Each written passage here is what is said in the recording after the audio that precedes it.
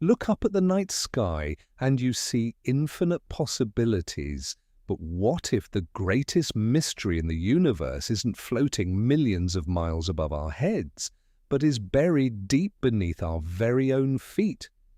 For centuries, humanity has been absolutely obsessed with exploring the stars, yet we have barely scratched the surface of our own world. What actually lies inside our planet? Is it just a massive, solid ball of molten rock and heavy iron? Or is it possible, just maybe, that the Earth is completely hollow? Today, we are going on an incredible journey into the unknown. We are going to travel from the ancient myths of our ancestors all the way to the freezing, completely uncharted ice fields of the North and South Poles. We will explore the legendary hidden realm known as Agartha.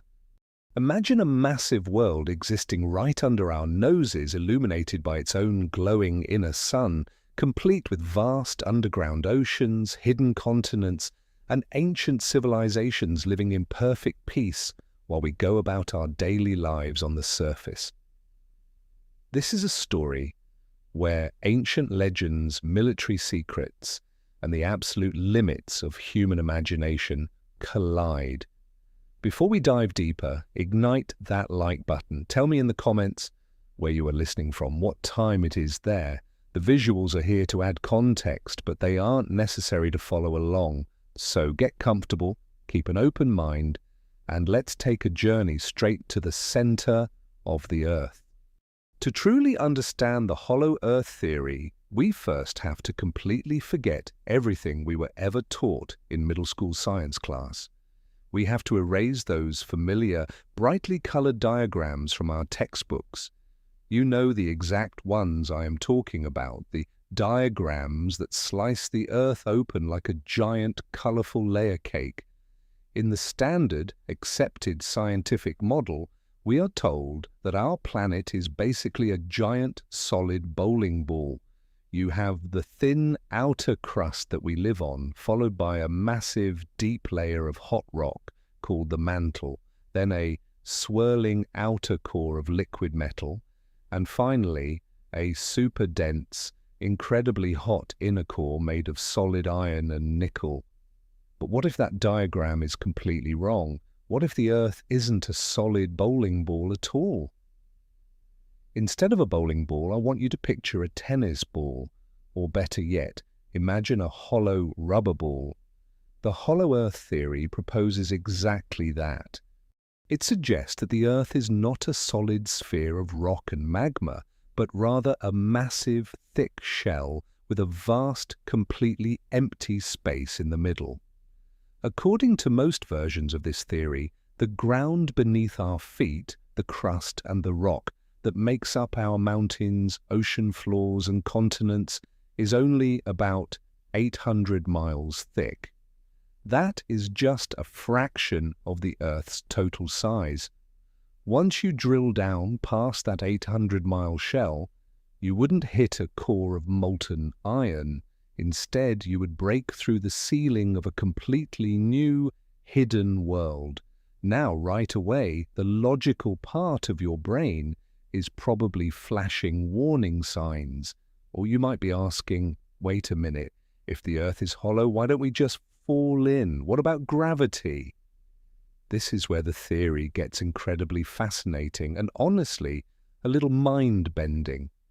The proponents of the hollow Earth theory argue that our conventional understanding of gravity is missing a piece of the puzzle. They suggest that gravity isn't just a force pulling everything toward the exact center of a solid ball. Instead, they argue that gravity is situated directly inside the mass of the 800-mile thick shell itself. Think of it like being on one of those spinning rides at a carnival, the kind where you stand against the wall, the ride spins really fast, and the floor drops out from under you, but you stay pinned exactly where you are. Centrifugal force pushes you outward.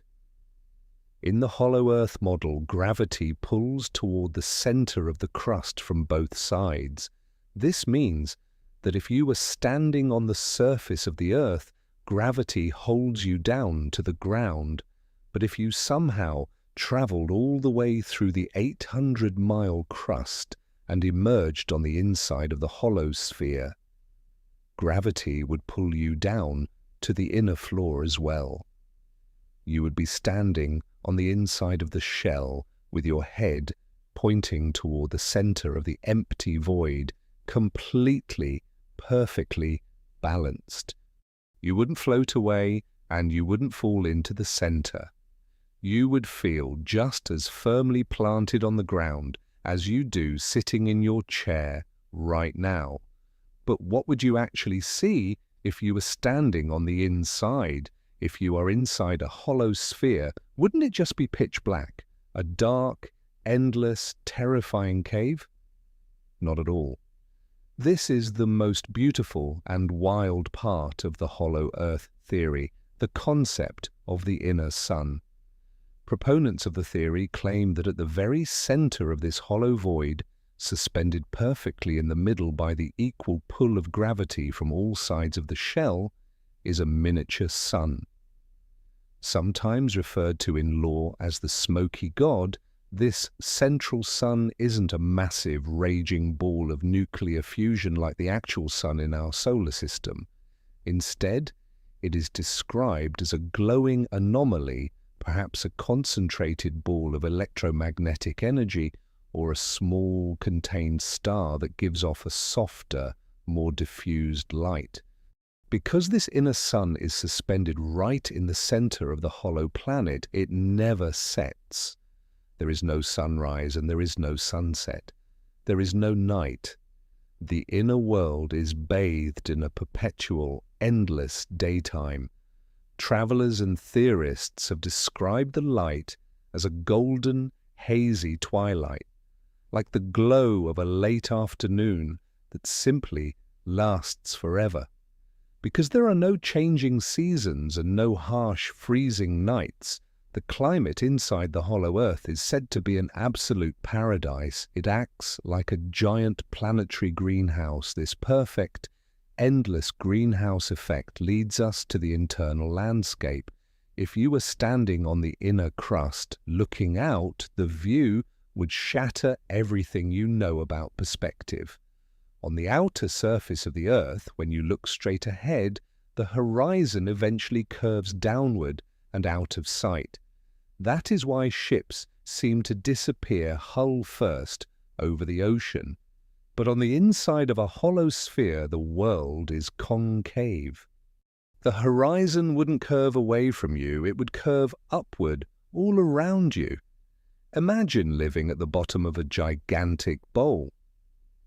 If you had a telescope powerful enough, and if the hazy atmosphere didn't get in the way, you wouldn't just look up and see a blank sky.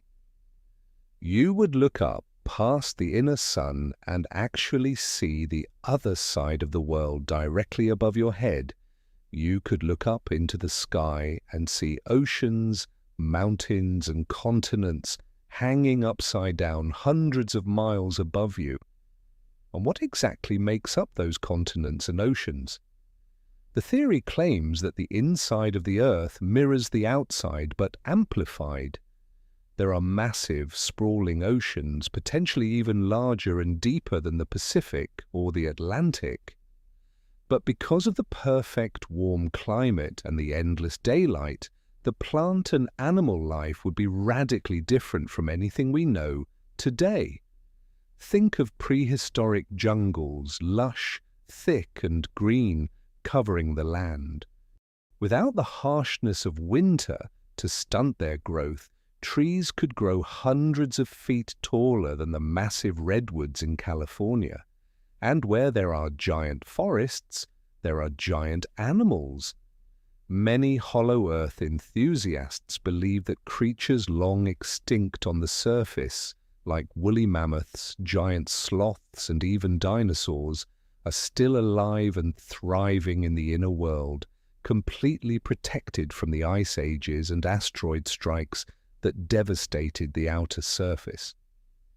So we have a miniature sun, upside-down oceans, endless daylight, and a perfect climate.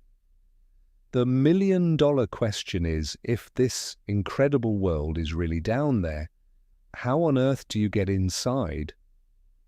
According to the theory, you don't need a massive drill to bore through 800 miles of solid rock. You just need to know where the front door is. And those doors are located at the absolute ends of the Earth, the North Pole and the South Pole. But these aren't just regular cave entrances or trap doors hidden under the snow.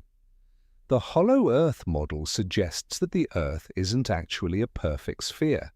Instead, it is shaped somewhat like an apple or a slightly squished donut.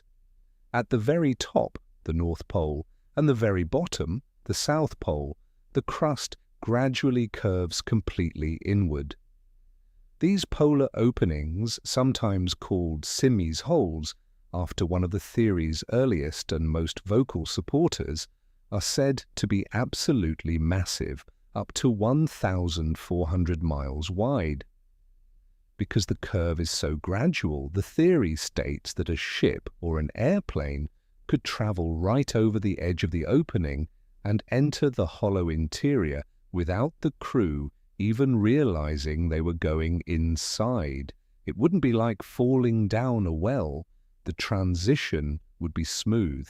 As you traveled further north, past the brutal ice caps, the compasses on your ship would start to spin wildly, confused by the shifting magnetic fields. But instead of the weather getting colder, something impossible would happen. It would start getting warmer. The ice would give way to open, ice-free water. You might start seeing driftwood floating in the ocean from trees that shouldn't exist in the Arctic. You would see flocks of birds flying directly north towards what is supposed to be a frozen wasteland, looking for a warm place to nest. And eventually, as you sailed over the massive, invisible lip of the polar entrance, the sky above you would begin to change. The blinding glare of the outer sun would fade, replaced by the soft, warm, eternal glow of the inner sun. You would look back and see the ice behind you, but looking forward, you would see green coastlines, strange new constellations of land, and an ocean stretching out into a world completely forgotten by modern science. This is the grand, majestic picture of the hollow Earth. It is a concept that sounds like pure fantasy, something ripped straight from the pages of a science fiction novel. But the craziest part of this entire story isn't just the idea itself. The craziest part is that for hundreds of years, some of the smartest, most respected minds in human history absolutely believed this was true. And the idea didn't start with modern conspiracy theorists. It actually began with ancient spiritual traditions and legendary kingdoms. When we talk about the hollow Earth, it is incredibly easy for our minds to immediately jump to the physical mechanics of it all. We start thinking about gravity, secret polar entrances, upside-down oceans, and woolly mammoths wandering through lush, hidden jungles. But if we only look at the physical theories, we are missing half the story. To truly understand the depth of this mystery, we have to travel away from the freezing ice caps of the North and South Poles. We need to travel east. Long before modern explorers were sailing wooden ships into the Arctic ice, looking for hidden doorways, ancient Eastern traditions were already talking about a massive, sprawling world right beneath our feet. But in the East, this subterranean world wasn't just a geographical oddity. It wasn't just a place where lost animals went to hide. It was a place of ultimate purity, unimaginable ancient wisdom, and profound spiritual power. Welcome to the legendary hidden realm of Agartha, the whisper of the underground. If you were to walk up to an average person on the street today And ask them about Agartha, they would probably give you a blank stare. But in the esoteric and mystical traditions of the East, Agartha is a name that commands absolute reverence. So what exactly is Agartha? In the simplest terms, Agartha is believed to be a legendary kingdom that is located deep within the Earth's core. But this isn't a dark, damp, primitive cave system. According to legend, Agartha is a staggering, brilliantly illuminated paradise.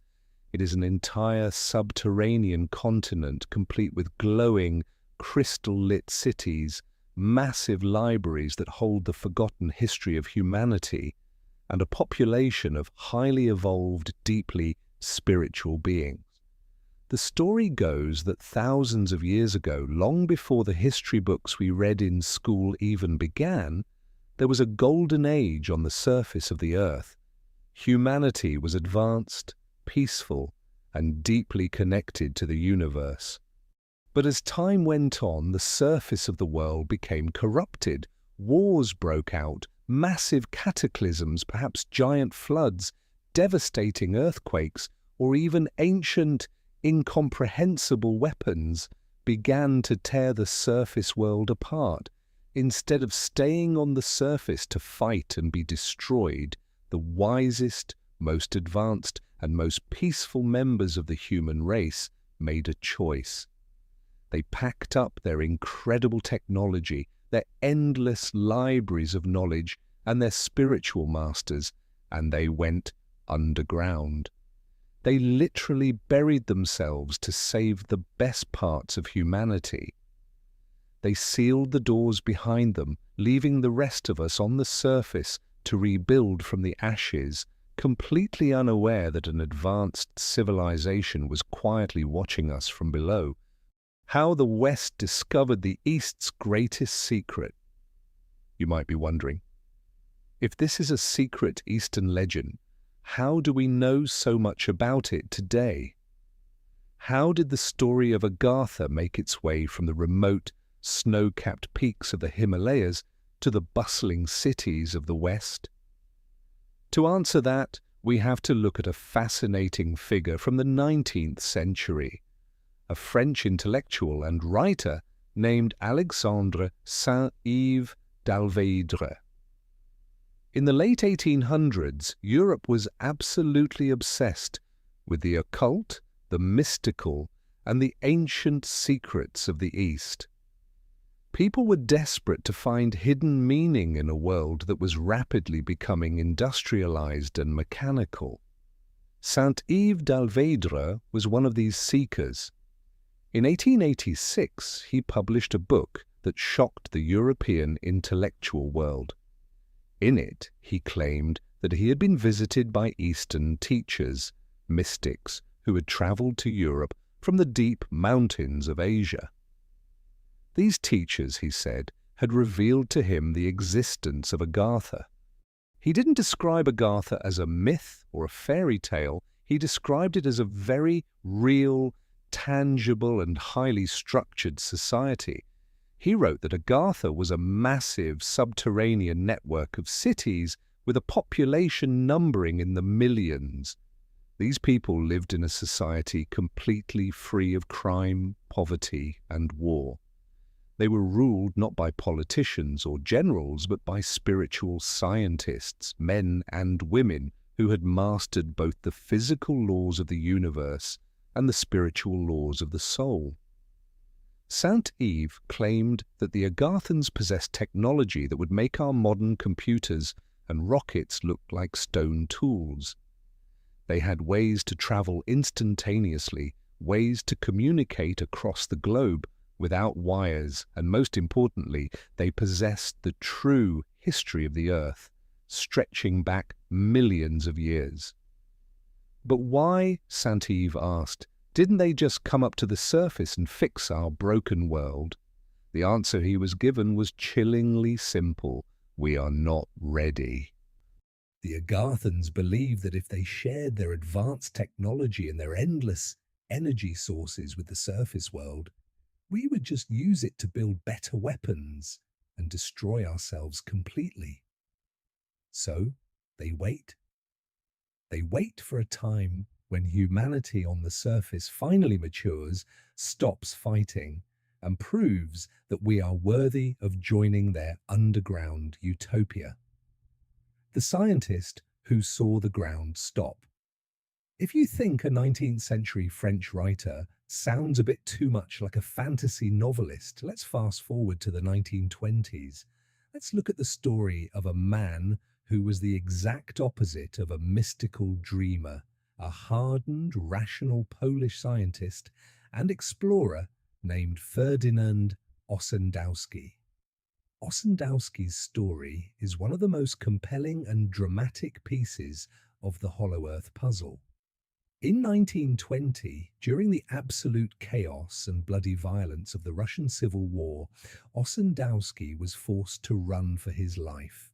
Fleeing from the Bolsheviks, he made a desperate, terrifying journey across the freezing, desolate steppes of Mongolia. He eventually wrote a book about his incredible escape called Beasts, Men and Gods. It became a massive international bestseller, but the most shocking part of the book wasn't his escape from the Russian army. It was what he experienced while traveling with Mongolian monks and guides in the middle of nowhere. Ossendowski wrote that as they were traveling across the frozen plains, something entirely unexplainable happened. Suddenly, the entire world seemed to stop. His Mongolian guides instantly halted their horses and threw themselves face down onto the freezing ground in absolute silence. The wind completely stopped howling, the birds stopped flying, even the pack animals froze perfectly in place, staring blankly ahead. A profound, heavy, and almost terrifying silence fell over the entire landscape. Ossendowski, a rational scientist, was baffled. When the strange moment passed, he asked his guides what had just happened. One of the older monks looked at him with deep reverence and explained. He said, "The king of the world is praying." The monk went on to explain to the stunned scientist that there is a subterranean kingdom beneath the mountains called Agartha. He told Ossendowski that Agartha is ruled by a supreme spiritual leader known as the King of the World. This king is not a tyrant, he is the spiritual anchor for the entire planet. According to the monk, whenever the King of the World enters his deepest state of meditation to pray for the destiny of humanity, the sheer force of his spiritual energy literally radiates through the Earth's crust, causing nature itself to pause in respect. Ossendowski was absolutely fascinated. He spent the rest of his journey interviewing lamas, monks, and tribal leaders across Mongolia and Tibet. Everywhere he went, no matter how isolated the village, they all told him the exact same story. They told him about the underground kingdom. They told him about a massive network of tunnels spanning across the entire globe, connecting beneath the oceans and the continents, and they even told him that certain holy men and high lamas had actually traveled down into these tunnels and met the emissaries of Agartha face to face. A rational scientist went into the freezing wilderness, running from a war, and he came out with one of the most detailed, consistent accounts of a hidden underground world ever recorded in modern history. Shambhala, the capital of the deep. Now, if you have ever heard stories about mysterious, perfect kingdoms hidden in the East, you might be thinking of a different name. You might be thinking of Shambhala. In Western pop culture, we often call it Shangri-La, a name made famous by a 1930s novel about a hidden, peaceful valley in Tibet where people never age. But Shangri-La is just a fictional Hollywood version of a very real, very ancient Buddhist tradition, the legend of Shambhala. So, how does Shambhala fit into the Hollow Earth theory and Agartha? In many of these traditions, Agartha and Shambhala are intricately connected. If Agartha is the massive underground continent, then Shambhala is its capital city. It is the glowing heart of the subterranean world. The legend of Shambhala is heavily documented in Tibetan Buddhism, specifically in a set of ancient teachings called the Kalachakra Tantra. According to these sacred texts, Shambhala is a kingdom shaped like an 8-petaled lotus flower, surrounded by massive, impenetrable snow mountains. It is a place where only the most enlightened, pure-hearted individuals can live. Here is where the history gets incredibly tricky, and where you have to understand the Eastern way of thinking. Many modern Buddhist scholars will tell you that Shambhala is not a physical place on a map.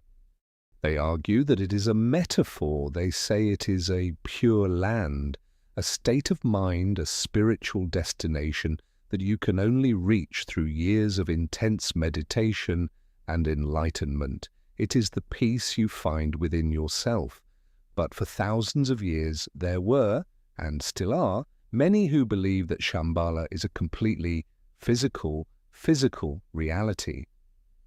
They believe it is a real city built of stone, crystal, and light, hidden deep within the earth. According to these literal interpretations, the Agarthans/Shambhalians didn't just disappear and cut us off completely. They remain deeply involved in the spiritual evolution of the surface world. It is said that throughout history, the greatest teachers, philosophers, and spiritual leaders of humanity, figures whose names we still revere today, did not just invent their wisdom on their own. Instead, they were secretly guided or perhaps even educated in the underground halls of Shambhala before being sent back to the surface to help push humanity in the right direction. The secret tunnels of the Himalayas. If this underground utopia is physically real, then there must be doors. You can't have a civilization beneath the earth without a way in and a way out. And while Western explorers like John Cleves, Simms Jr., and Admiral Byrd were looking for massive, gaping holes at the North and South Poles, the Eastern legends point to something much more hidden and much more heavily guarded. They point to the Himalayas. The Himalayan mountain range is the most massive, intimidating, and impenetrable geological structure on the face of the earth.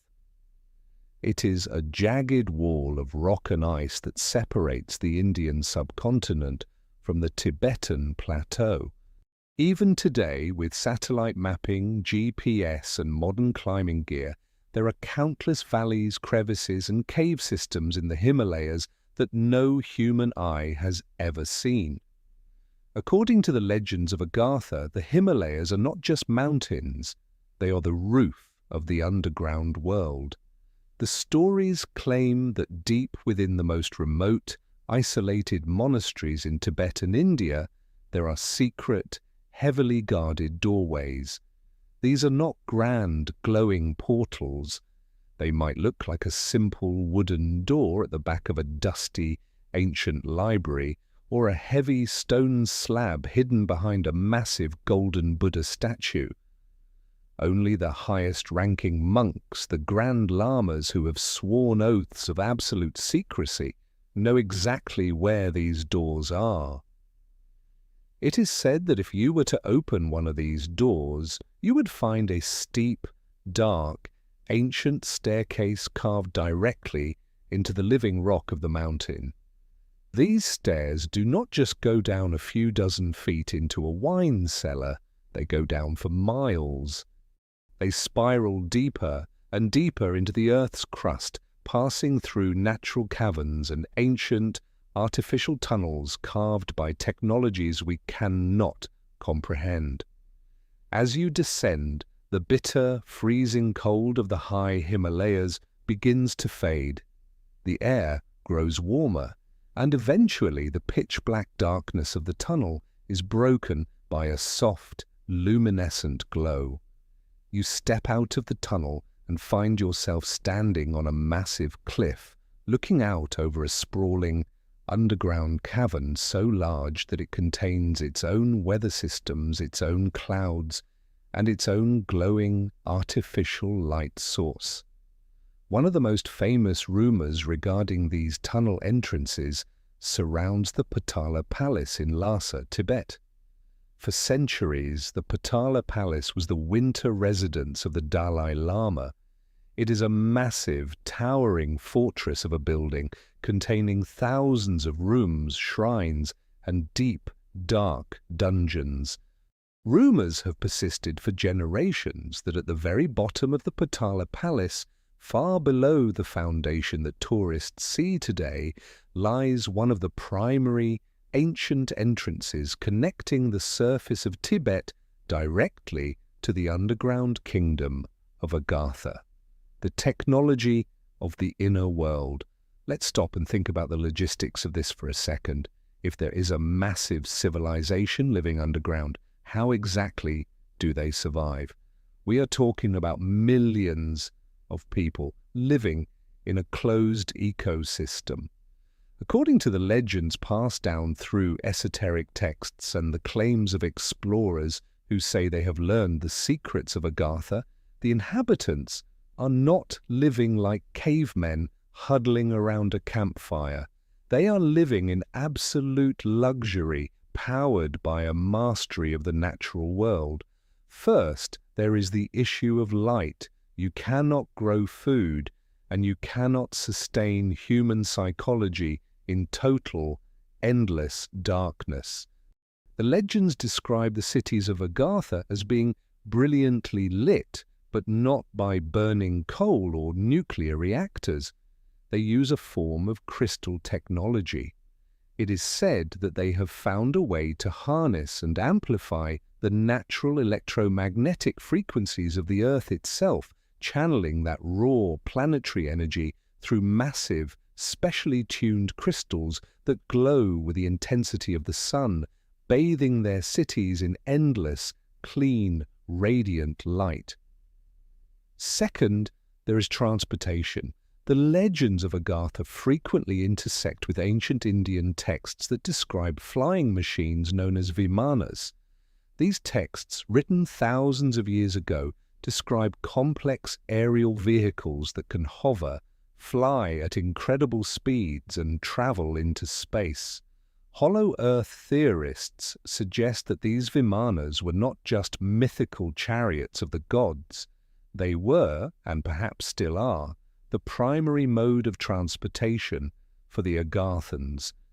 These anti-gravity crafts are said to zip silently through the massive, continent-spanning tunnel networks that connect the different underground cities, traveling from Tibet to South America in a matter of hours.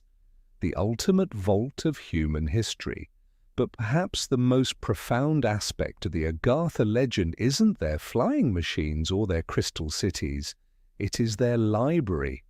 On the surface, our human history is a mess. It is constantly being rewritten. Libraries burn down. Conquerors destroy the records of the people they defeat. Ancient languages are lost. We can barely piece together what truly happened 3,000 years ago, let alone 10,000 or 50,000 years ago. We are a species with amnesia. The Agarthans, however, never forgot.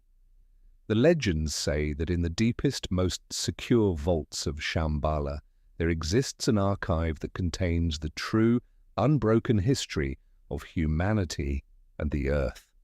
Every lost civilization from Atlantis to Lemuria, every piece of ancient wisdom, every technological breakthrough, and the true origins of the human race, it is all perfectly preserved, waiting down there in the dark. This brings us to a profound realization. The story of Agartha and Shambhala isn't just a cool geographical theory about hollow rocks and gravity. It is a story of hope. It is a story that says humanity isn't just a chaotic, violent accident on the surface of a spinning rock. It suggests that there is a backup plan. It suggests that there are guardians waiting patiently beneath our feet, keeping the true light of human potential safe until we are finally ready to step out of the darkness and inherit our own legacy. But the East is not the only place where the ground seems to be hiding something. It turns out, no matter where you look on the globe, our ancestors were completely convinced that there was a world beneath the world. If the idea of a massive, thriving world beneath our feet was only found in the ancient texts of Tibet and India, it would be easy for a skeptic to simply brush it off. A skeptic might say, well, it's just a localized myth. It's just a story that one specific culture invented to explain earthquakes or mountains, and it stayed right there in the Himalayas. But here is where the hollow earth mystery stops being a localized legend and transforms into a global phenomenon. When you start pulling back the layers of human history, spreading out the map, and looking at cultures that were separated by massive, uncrossable oceans and thousands of years of time, a completely mind-boggling pattern emerges. Almost every single ancient civilization on the face of the earth, cultures that had absolutely zero contact with one another, shared the exact same blueprint of the universe. They all looked down at the dirt and the rock beneath their sandals and believed with absolute certainty that someone or something was living down there. We are not just talking about vague ideas of a spiritual afterlife floating in the clouds. We are talking about highly detailed physical maps of a subterranean world. We are talking about underground rivers, hidden palaces, advanced races of beings, and specific physical doorways that you could theoretically walk right into. To understand just how widespread this belief was, we are going to take a journey around the globe. We are going to explore 4 incredibly different cultures, from the sun-drenched islands of ancient Greece to the freezing fjords of Scandinavia, across the ocean to the red deserts of the American Southwest, and finally to the misty, rolling green hills of Ireland. And as we travel, you are going to notice a terrifyingly consistent story begin to unfold. Ancient Greece. The geography of the deep. Let's start in a place most of us are at least a little familiar with from high school mythology, ancient Greece. When we hear the word Hades, most of us immediately think of a villain.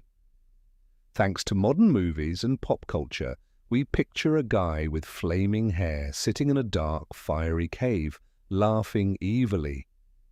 But to the ancient Greeks, Hades was not just a person. Hades was a physical, tangible place. It was a massive, sprawling, highly structured subterranean continent located directly beneath the surface of the earth. The Greeks did not view the underworld simply as a magical realm of ghosts. They viewed it as a geographical location with a very specific, physical topography. In their minds, if you dug a hole deep enough or if you found the right cave, you could literally walk down into it with your physical body.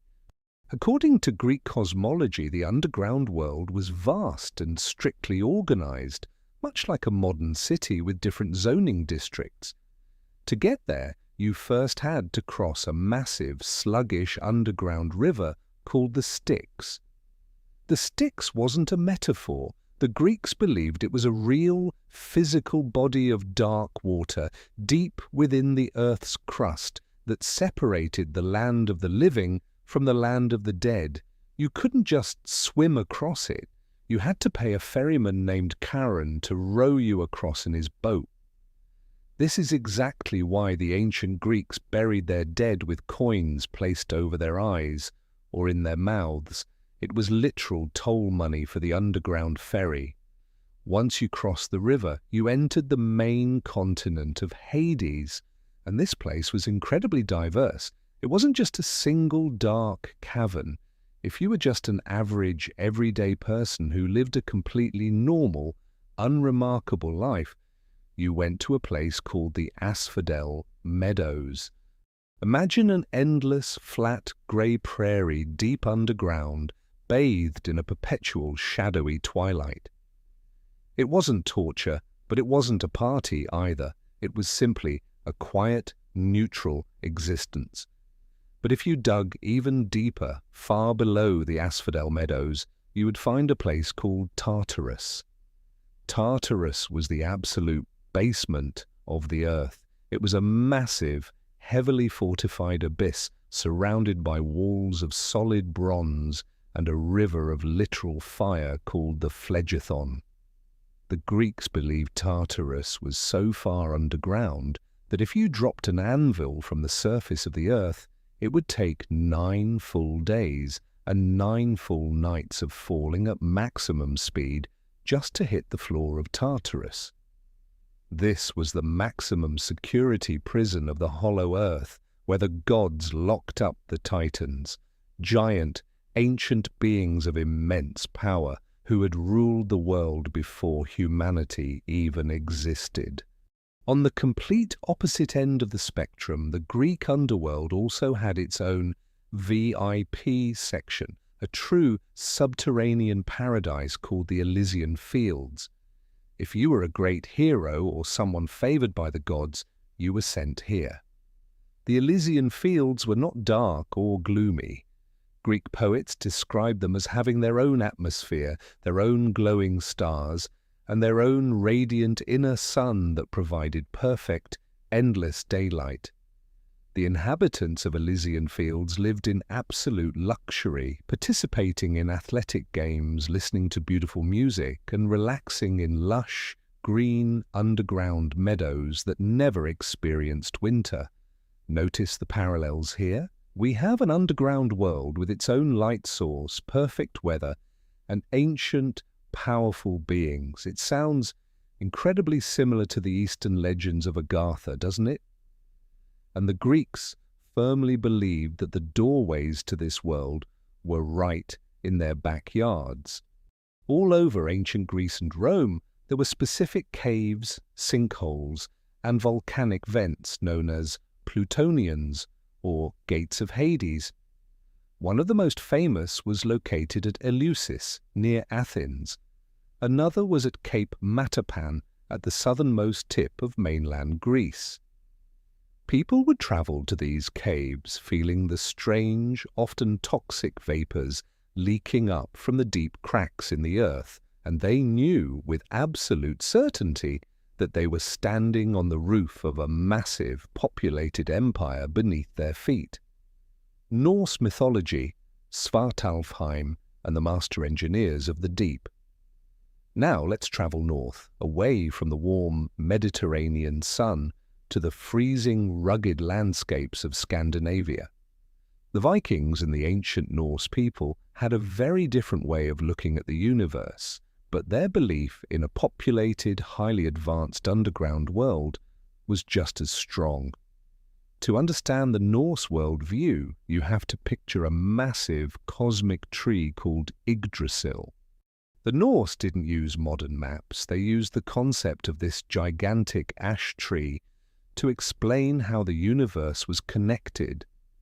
Yggdrasil held 9 different worlds, or realms, within its branches and roots. We humans live in a realm called Midgard, which is situated right in the middle. But if you follow the thick, massive roots of the world tree downward, deep into the dark, crushing depths of the earth, you arrive at a realm called Svartalfheim. Svartalfheim translates roughly to the home of the Black Elves, but modern historians and fantasy fans usually refer to the inhabitants of this underground world as dwarves. Forget the cute singing dwarves from modern fairy tales. In Norse mythology, the beings that lived deep inside the earth were intense, powerful, and unbelievably intelligent. The Norse envisioned Svartalfheim as a massive, sprawling network of pitch-black caverns, illuminated only by the roaring, blinding fires of thousands of subterranean forges. The air was thick with smoke, the smell of molten metal, and the deafening, rhythmic sound of heavy hammers striking iron anvils.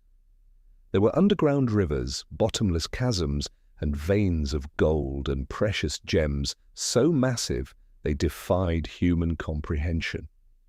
What makes the Norse version of the Hollow Earth so fascinating is its focus on incredible, almost magical technology. The beings living underground in Svartalfheim were the ultimate engineers, scientists, and craftsmen of the universe. They possessed knowledge of metallurgy, physics, and magic that completely dwarfed anything humans or even the gods could understand.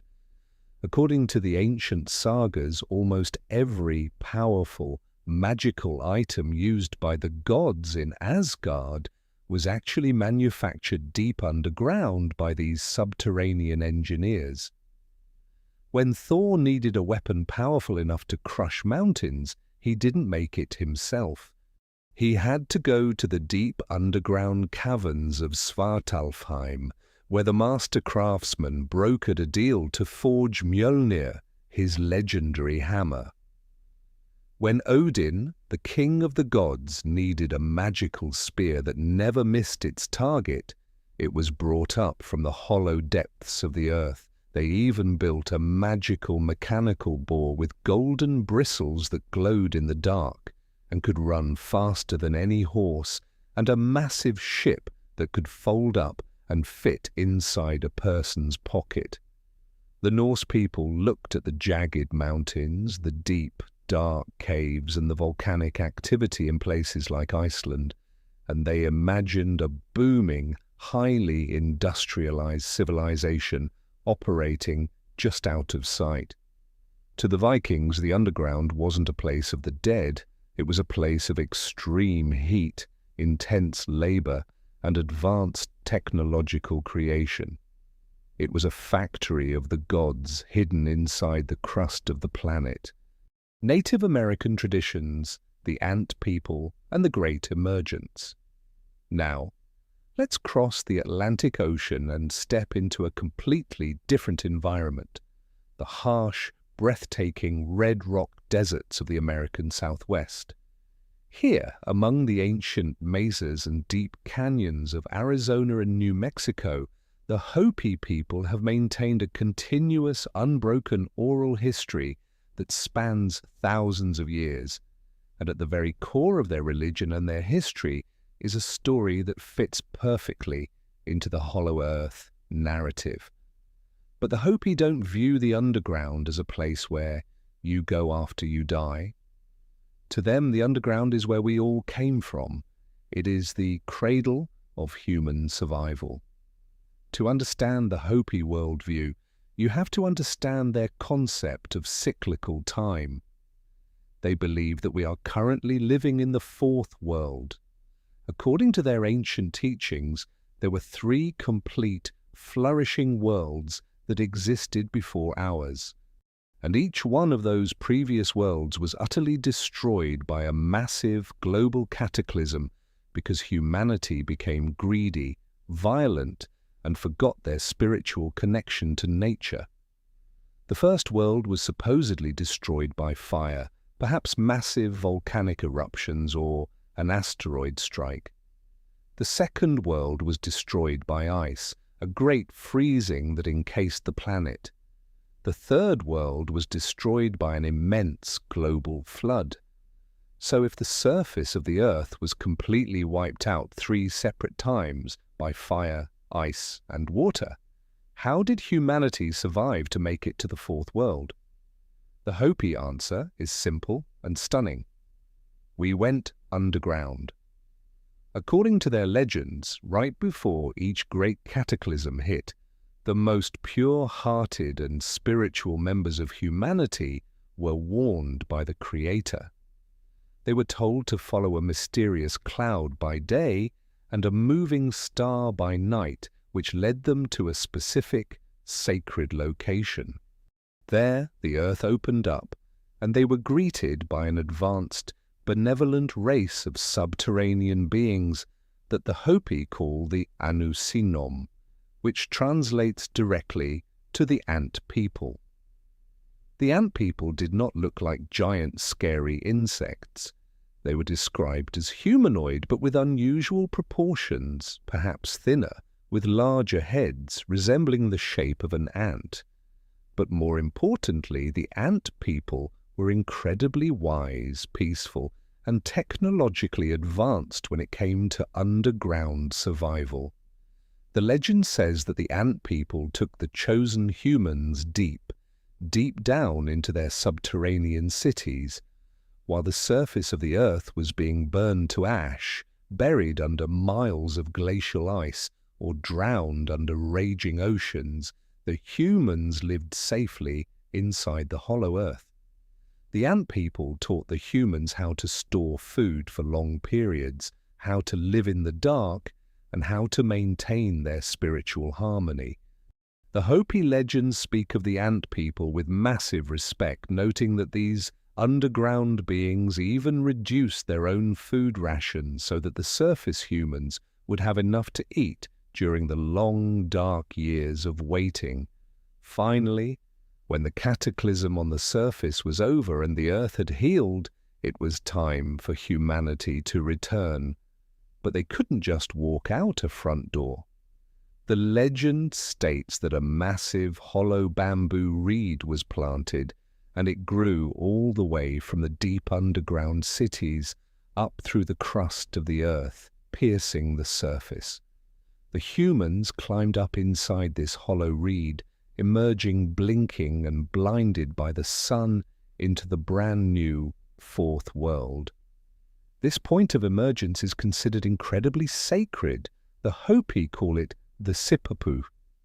Even today, if you visit a traditional Hopi kiva, a circular underground room used for spiritual ceremonies, you will see a small, shallow hole carved perfectly into the center of the floor.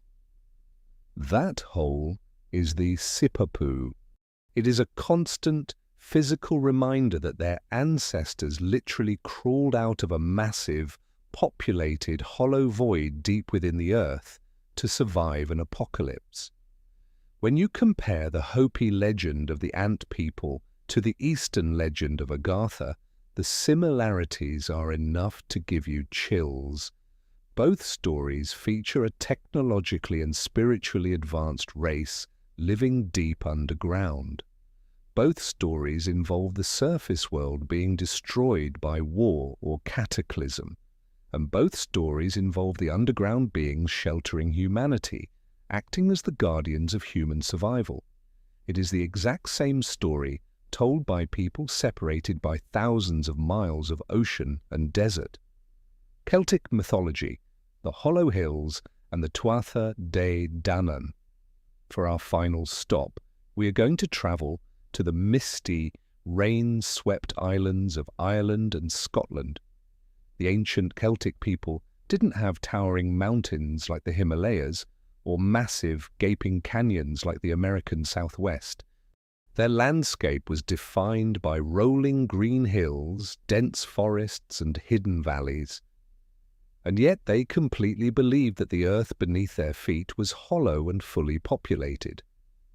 If you drive through the countryside of Ireland today, you will see strange, perfectly dome-shaped hills covered in grass. The locals call them fairy mounds, or in the ancient Gaelic language, the Side, pronounced she. To a geologist, these are just natural formations, or perhaps ancient burial mounds.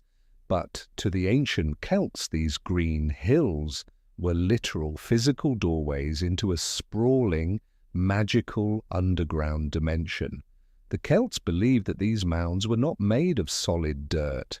They believed they were completely hollow inside, and inside these hollow hills lived a race of beings known as the Tuatha De Danann. The story of the Tuatha De Danann is one of the most beautiful and melancholy myths in European history. They were not tiny, winged fairies like Tinker Bell. They were described as a towering, beautiful, glowing race of beings who possessed godlike magic, incredibly advanced technology and profound wisdom. They were the original, ancient rulers of Ireland. According to the legends, thousands of years ago, a massive fleet of human invaders, a group called the Milesians, the ancestors of the modern Irish, sailed to the shores of Ireland. A massive war broke out between the mortal humans and the magical, advanced Tuatha Dé Danann. In the end, the humans won, but instead of fleeing across the ocean or allowing themselves to be slaughtered, the Tuatha Dé Danann made a treaty. They agreed to split the world in half. The humans would get to rule the surface of the earth, the sunshine, and the open air. In exchange, the Tuatha Dé Danann would take the entire world that existed underneath the soil. Using their incredible magic, the Tuatha Dé Danann opened up the grassy mounds and retreated underground.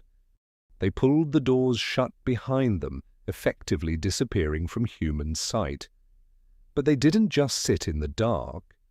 The Celts believed that inside these hollow hills, the Tuatha Dé Danann built magnificent sprawling palaces made of crystal and gold. They created a subterranean paradise where nobody ever got old, nobody ever got sick, and the feasting and music never stopped. They had their own internal light source that kept the underground world bathed in a warm, eternal sunset. The Celts believed that the barrier between the surface world and the hollow underworld was incredibly thin at these mounds. They called them thin places. There are hundreds of ancient Irish folk tales about completely normal human farmers or musicians who fell asleep on top of a fairy mound, only to wake up and find a glowing door open in the side of the hill. These humans would be invited inside and they would be completely blown away by the massive, brightly lit cities they found underneath the grass. They would eat incredible food, listen to beautiful music, and party with the glowing, beautiful underground people for what felt like just a single night. But when the human finally left the hollow hill and walked back out onto the surface, they would make a horrifying discovery. Time moved completely differently down there. While they thought they had only been inside the hollow earth for 12 hours, 100 years had passed on the surface. Their friends were gone, their family was gone, and their house was dust. This idea that time and physics operate under completely different advanced laws inside the hollow earth is a recurring theme that pops up everywhere from Irish fairy tales to modern science fiction. The universal blueprint. So, let's take a step back and look at what we have just uncovered. We went to ancient Greece and found a massive, structured underground continent completely mapped out with rivers and different climate zones. We went to the frozen north and found the Vikings believing in a race of subterranean master engineers building advanced technology deep in the rock. We went to the deserts of North America and heard the Hopi history of advanced ant people saving humanity from an apocalypse by bringing them down into vast underground shelters. And we went to Ireland and found the myth of a highly advanced glowing race that chose to live in magical, time-bending cities inside hollow hills. 4 vastly different cultures, 4 completely different landscapes, 0 historical contact with one another. Yet they all shared the exact same hyper-specific blueprint. The earth is not solid. There are doors, and if you go deep enough, you will find a civilization that is older, smarter, and more advanced than anything we have up here on the surface. Is this just a massive global coincidence? Did human psychology simply wire us all to be afraid of the dark and invent the same stories about caves, Or is it possible that thousands and thousands of years ago, humanity shared a collective, real experience? Could these myths be the shattered, fragmented memories of an actual time when the surface of the earth was in danger and the answers and our salvation came from the deep? As human civilization modernized, we stopped believing in fairy mounds and underground rivers of fire. The scientific revolution began and we started looking at the earth through telescopes and mathematics instead of myths and legends. But surprisingly, the idea of a hollow earth did not die with the ancient gods. In fact, as science began to find its footing, the theory of the hollow earth was about to get its biggest, most intellectual upgrade yet. It was about to move out of the realm of magic and straight into the minds of some of the most brilliant scientists in human history. As human civilization stepped out of the shadows of the ancient world and into the age of enlightenment, you might think the story of the hollow earth would simply vanish. The 17th and 18th centuries were a time of breathtaking scientific discovery.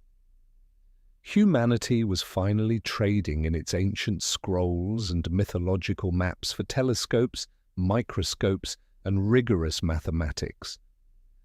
We were learning about gravity, charting the orbits of the planets, and proving that the Earth revolved around the Sun. Magic was being replaced by measurement. So logically, this is the exact moment in history when the scientific community should have completely destroyed the idea of a hollow Earth, right? Incredibly, the exact opposite happened.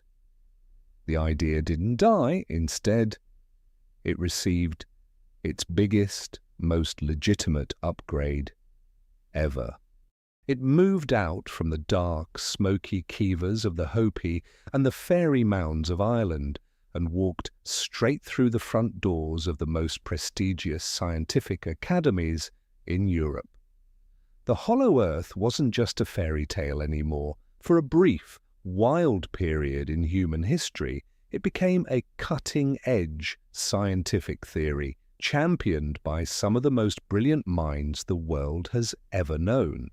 Edmond Halley, the genius who cracked the world open. To understand how this happened, we have to look at one of the absolute giants of science, an English astronomer named Edmond Halley. If that name sounds familiar, it should. Edmond Halley is the man who accurately predicted the return of a specific comet that streaks across our night sky every 76 years, the world-famous Halley's Comet. But Halley wasn't just a comet guy. He was a brilliant mathematician, a master of meteorology, and the man who literally paid out of his own pocket to publish his best friend, Isaac Newton's groundbreaking laws of gravity. Edmond Halley was not a crackpot. He was the gold standard of rational, enlightened science in the late 1600s. But Halley had a massive problem he was trying to solve, and it had nothing to do with the stars, it had everything to do with the oceans.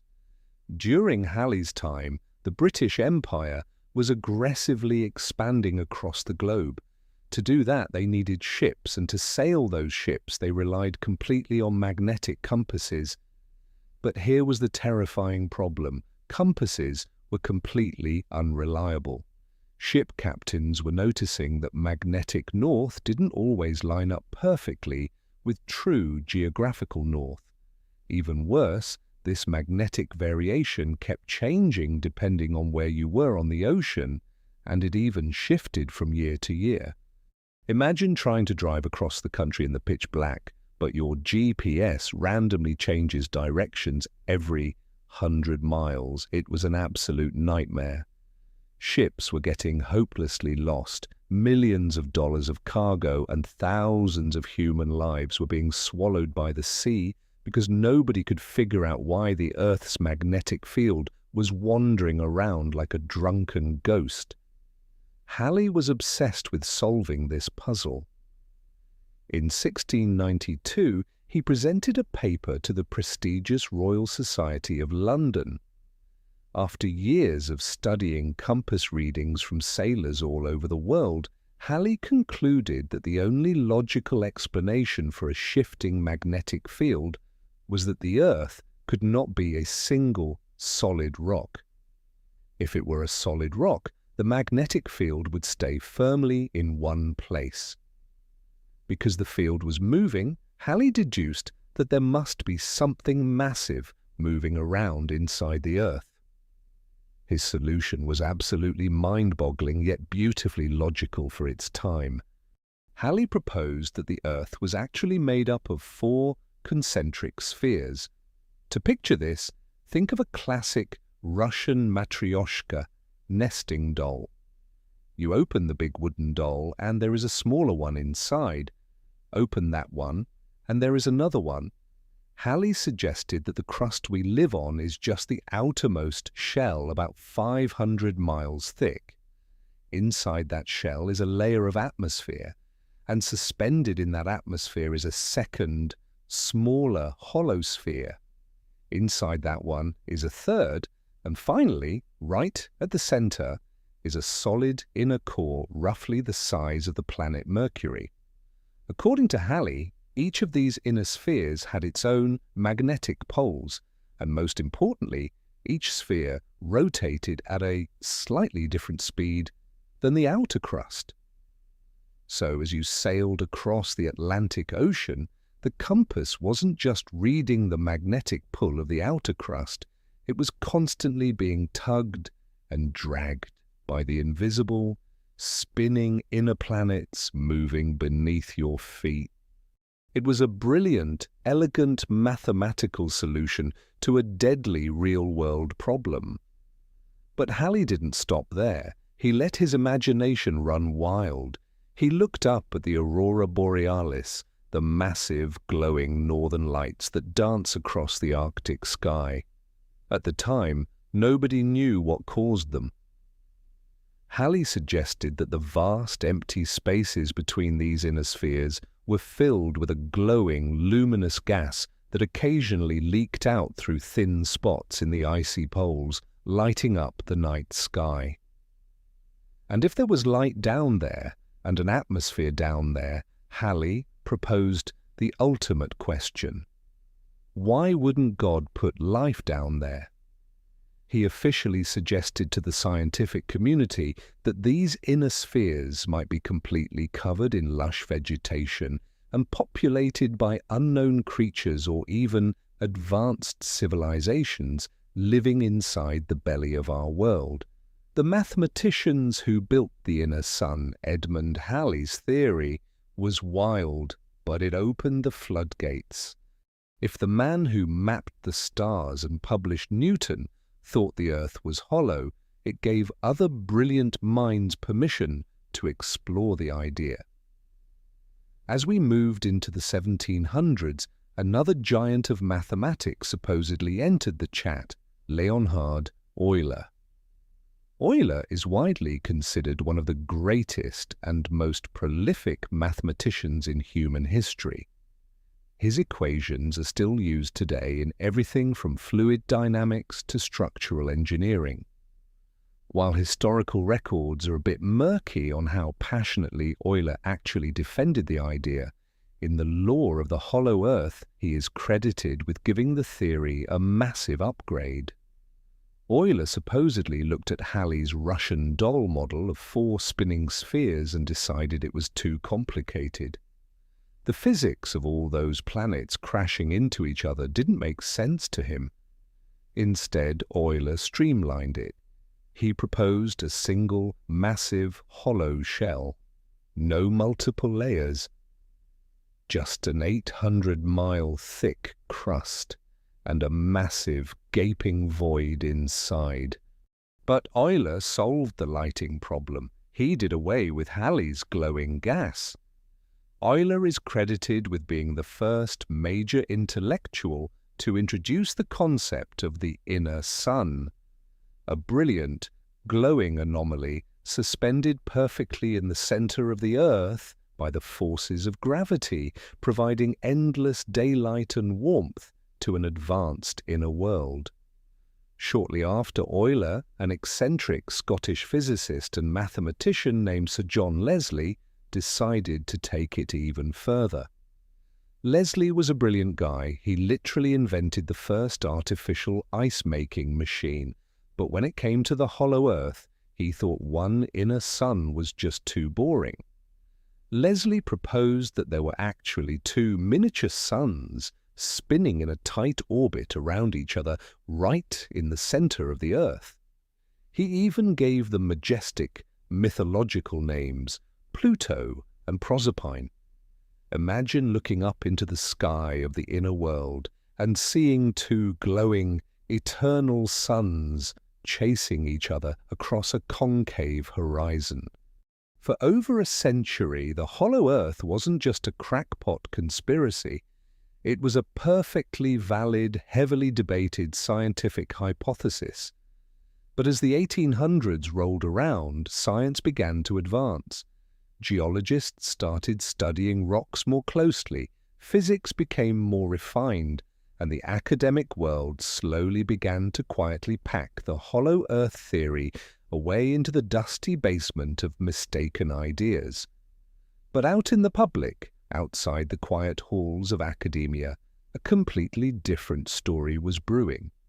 The theory was about to get its loudest, most aggressive, and most chaotic salesman. John Cleves Simms Jr. and the great American obsession enter John Cleves Simms Jr. If Edmond Halley was the quiet, calculating brain of the hollow Earth theory, John Cleves Simms Jr. was its screaming, passionate, unstoppable heart. Simms was not a scientist, he wasn't a mathematician, and he certainly wasn't an astronomer. He was an American Army officer from Ohio, a hardened veteran who had fought bravely against the British in the War of 1812. He was an eccentric, stubborn man with a wild look in his eye, and sometime after the war, he became absolutely, undeniably obsessed with the idea that the Earth was hollow. But Simms didn't just want to write a quiet academic paper about it. He wanted to start a revolution. On April 10th, 1818, Simms sat down at his desk in St. Louis and wrote one of the most famously bizarre documents in American history. It was a circular, a sort of 19th century mass email, and he addressed it literally to all the world.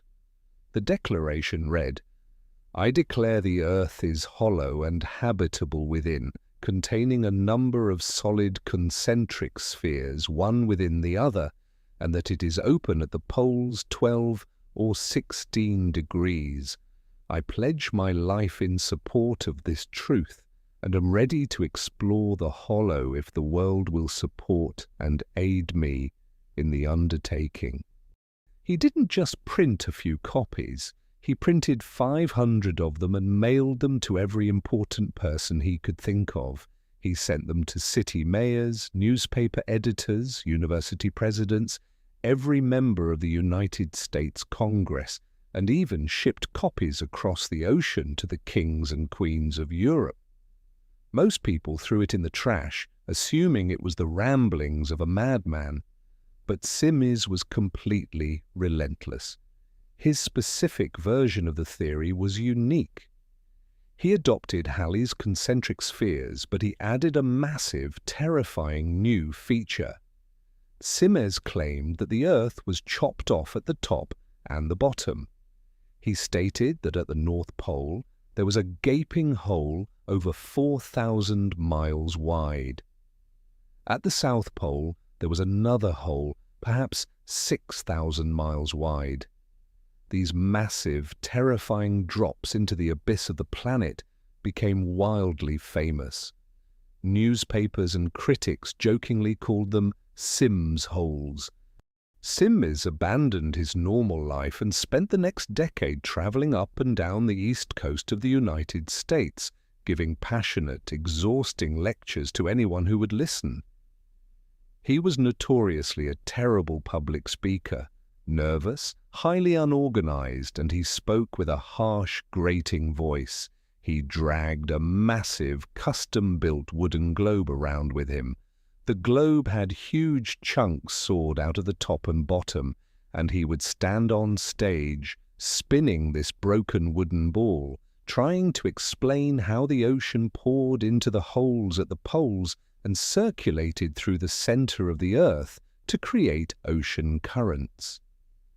It sounds like a comedy act, but here is the craziest part of the story. People actually started to believe him. Sims was living in an era when massive parts of the world map were still completely blank. Nobody had ever been to the North Pole, nobody had ever seen Antarctica.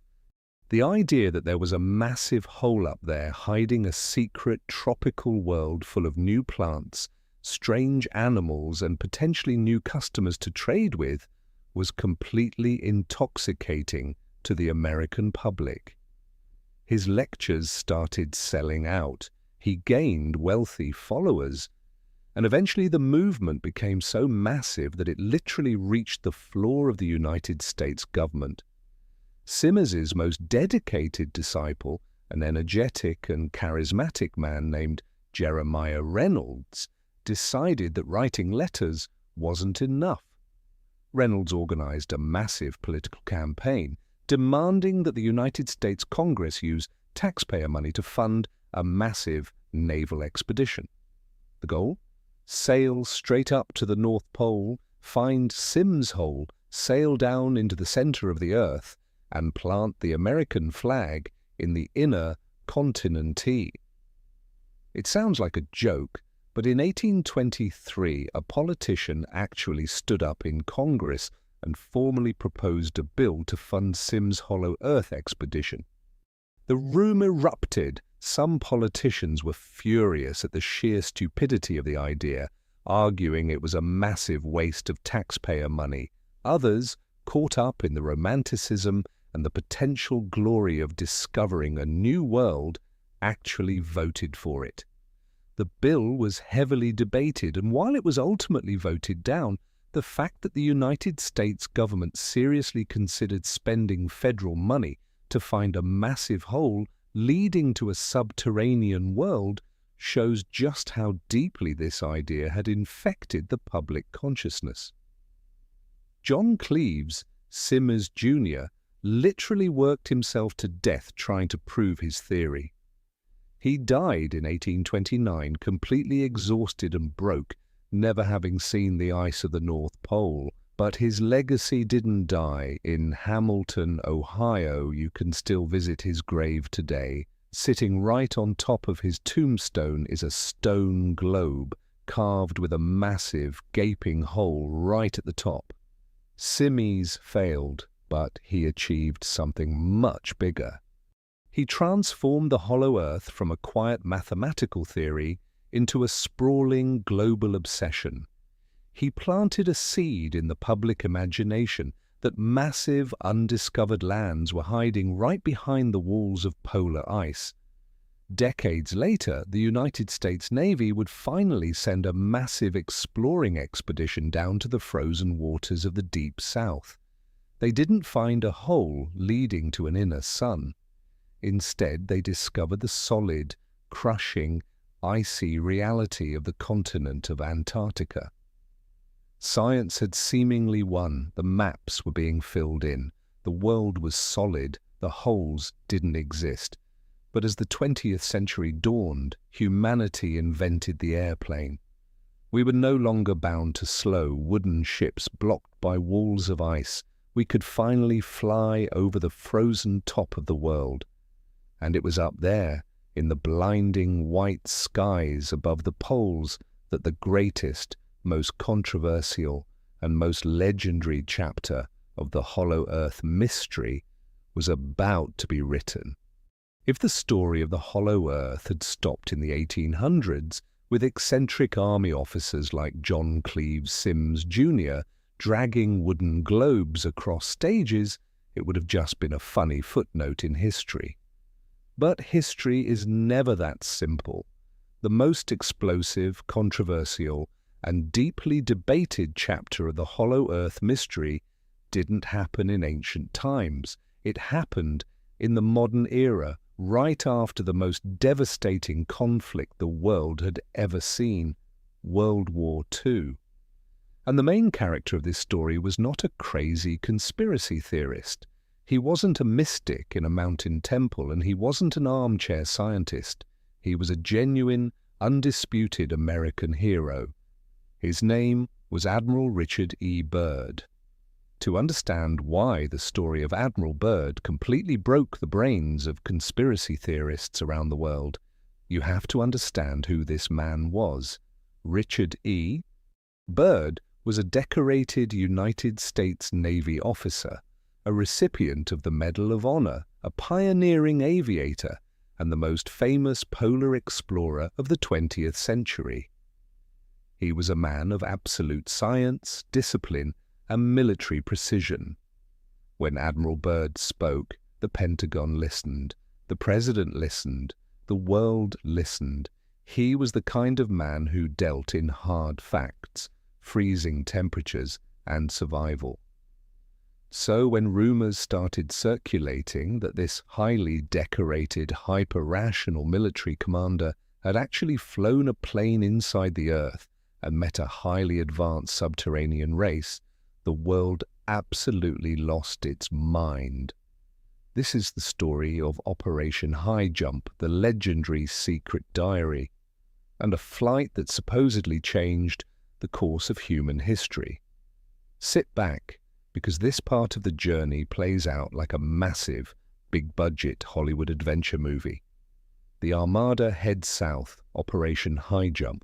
The year was 1946. World War II had just ended. The ashes of Europe were still smouldering.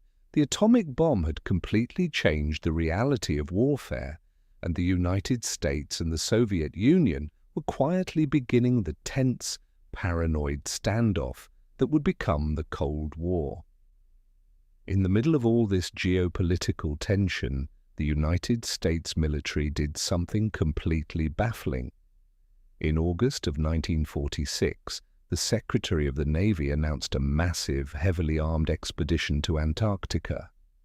It was officially codenamed the United States Navy Antarctic Development Program, but history remembers it by its much cooler, aggressive name, Operation Highjump.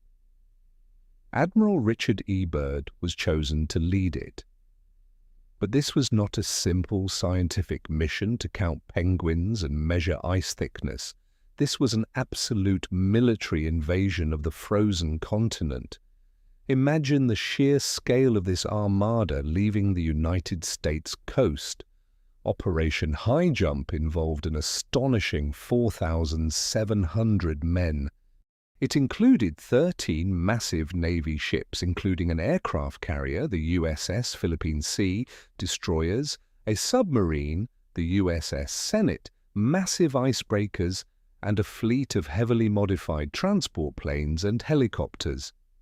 They packed enough weapons, fuel, and supplies to fight a small war. Why in the world did the United States send thousands of combat-ready sailors and an aircraft carrier to the most desolate, freezing, empty continent on Earth right after World War II? The official Navy answer was that they needed to train personnel in sub-zero, freezing conditions in case they ever had to fight a war against the Soviet Union in the Arctic. They also stated they wanted to map the massive, uncharted coastline of Antarctica using aerial photography. But almost immediately the rumor mill exploded. Why send a submarine? Why send destroyers? Conspiracy theorists and Hollow Earth believers argue that the United States government had captured secret intelligence at the end of World War II. According to these rumors, the government learned that there was something completely unexplainable hiding beneath the ice of Antarctica, perhaps a massive hidden base of operations, or, more importantly, one of the legendary massive polar openings leading directly into the center of the Earth. The Armada arrived in the freezing, brutal waters of the Ross Sea in December 1946. The conditions were an absolute nightmare. The ocean was choked with massive, jagged icebergs. The temperatures dropped so low that metal snapped and human skin would freeze in minutes. The mission was dangerous, chaotic, and heavily classified. Officially, the mission was supposed to last for 6 to 8 months. But something strange happened. After only a few weeks of active operations on the ice, suffering several mysterious plane crashes and losing multiple men to the brutal environment, Admiral Byrd abruptly called the entire massive operation off. The massive armada packed up and rushed back to the United States months ahead of schedule. What actually happened down there in the white darkness? The official military records say the weather was simply too bad to continue, but decades later a document surfaced that claimed to tell the true story of what Admiral Byrd experienced. It was a document that would become the holy grail of the Hollow Earth movement, Admiral Byrd's secret diary. The fateful flight into the unknown. To be completely clear, mainstream historians and the military entirely deny that this diary is real. They classify it as pure fiction, a hoax written years later by conspiracy theorists to capitalize on Byrd's fame. But the story contained within its pages is so incredibly detailed, so cinematic, and fits so perfectly with the ancient legends of Agartha that it has survived for over half a century. We are going to step into the narrative of that diary now, experiencing the flight exactly as it is written. According to the legend of the secret diary, the fateful event didn't actually happen over Antarctica during Operation Highjump in 1947. The diary claims this specific mind-bending flight took place earlier on February 19, 1947, over the North Pole. However, in the world of Hollow Earth lore, this story is often violently mixed up with his Antarctic mission because of the military secrecy surrounding Highjump. For the sake of the narrative, we will follow the classic legend of his polar flight. The diary begins like any normal military flight log. Admiral Byrd and his radio man are sitting in the freezing, cramped cockpit of a twin-engine military plane. They are wrapped in heavy, fur-lined leather jackets, breathing cold air, preparing for an exploratory flight deep over the uncharted Arctic ice. The engines roar to life, completely shattering the silent white landscape.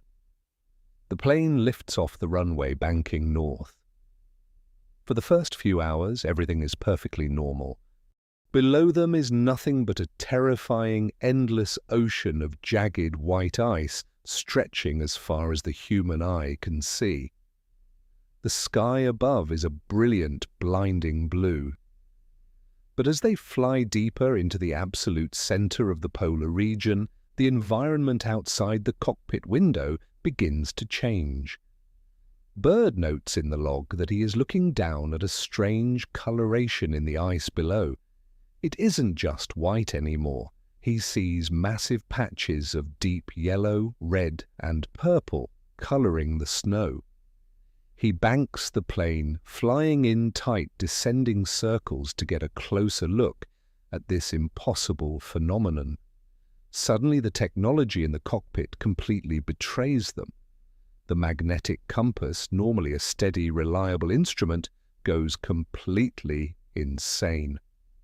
The needle starts spinning wildly round and round in violent circles, as if the plane is caught in the middle of a massive, invisible magnetic tornado. Byrd reaches for the gyro compass. It is violently oscillating, completely useless. The radio bursts into a deafening wall of pure static. They are completely cut off from their base. They are flying blind, relying only on the sun and their own eyes. But looking out the window, the situation goes from terrifying to completely impossible. The endless, crushing white ice of the Arctic is gone. It just stops. Byrd looks down and sees a mountain range, but these are not the jagged, frozen peaks of the polar regions.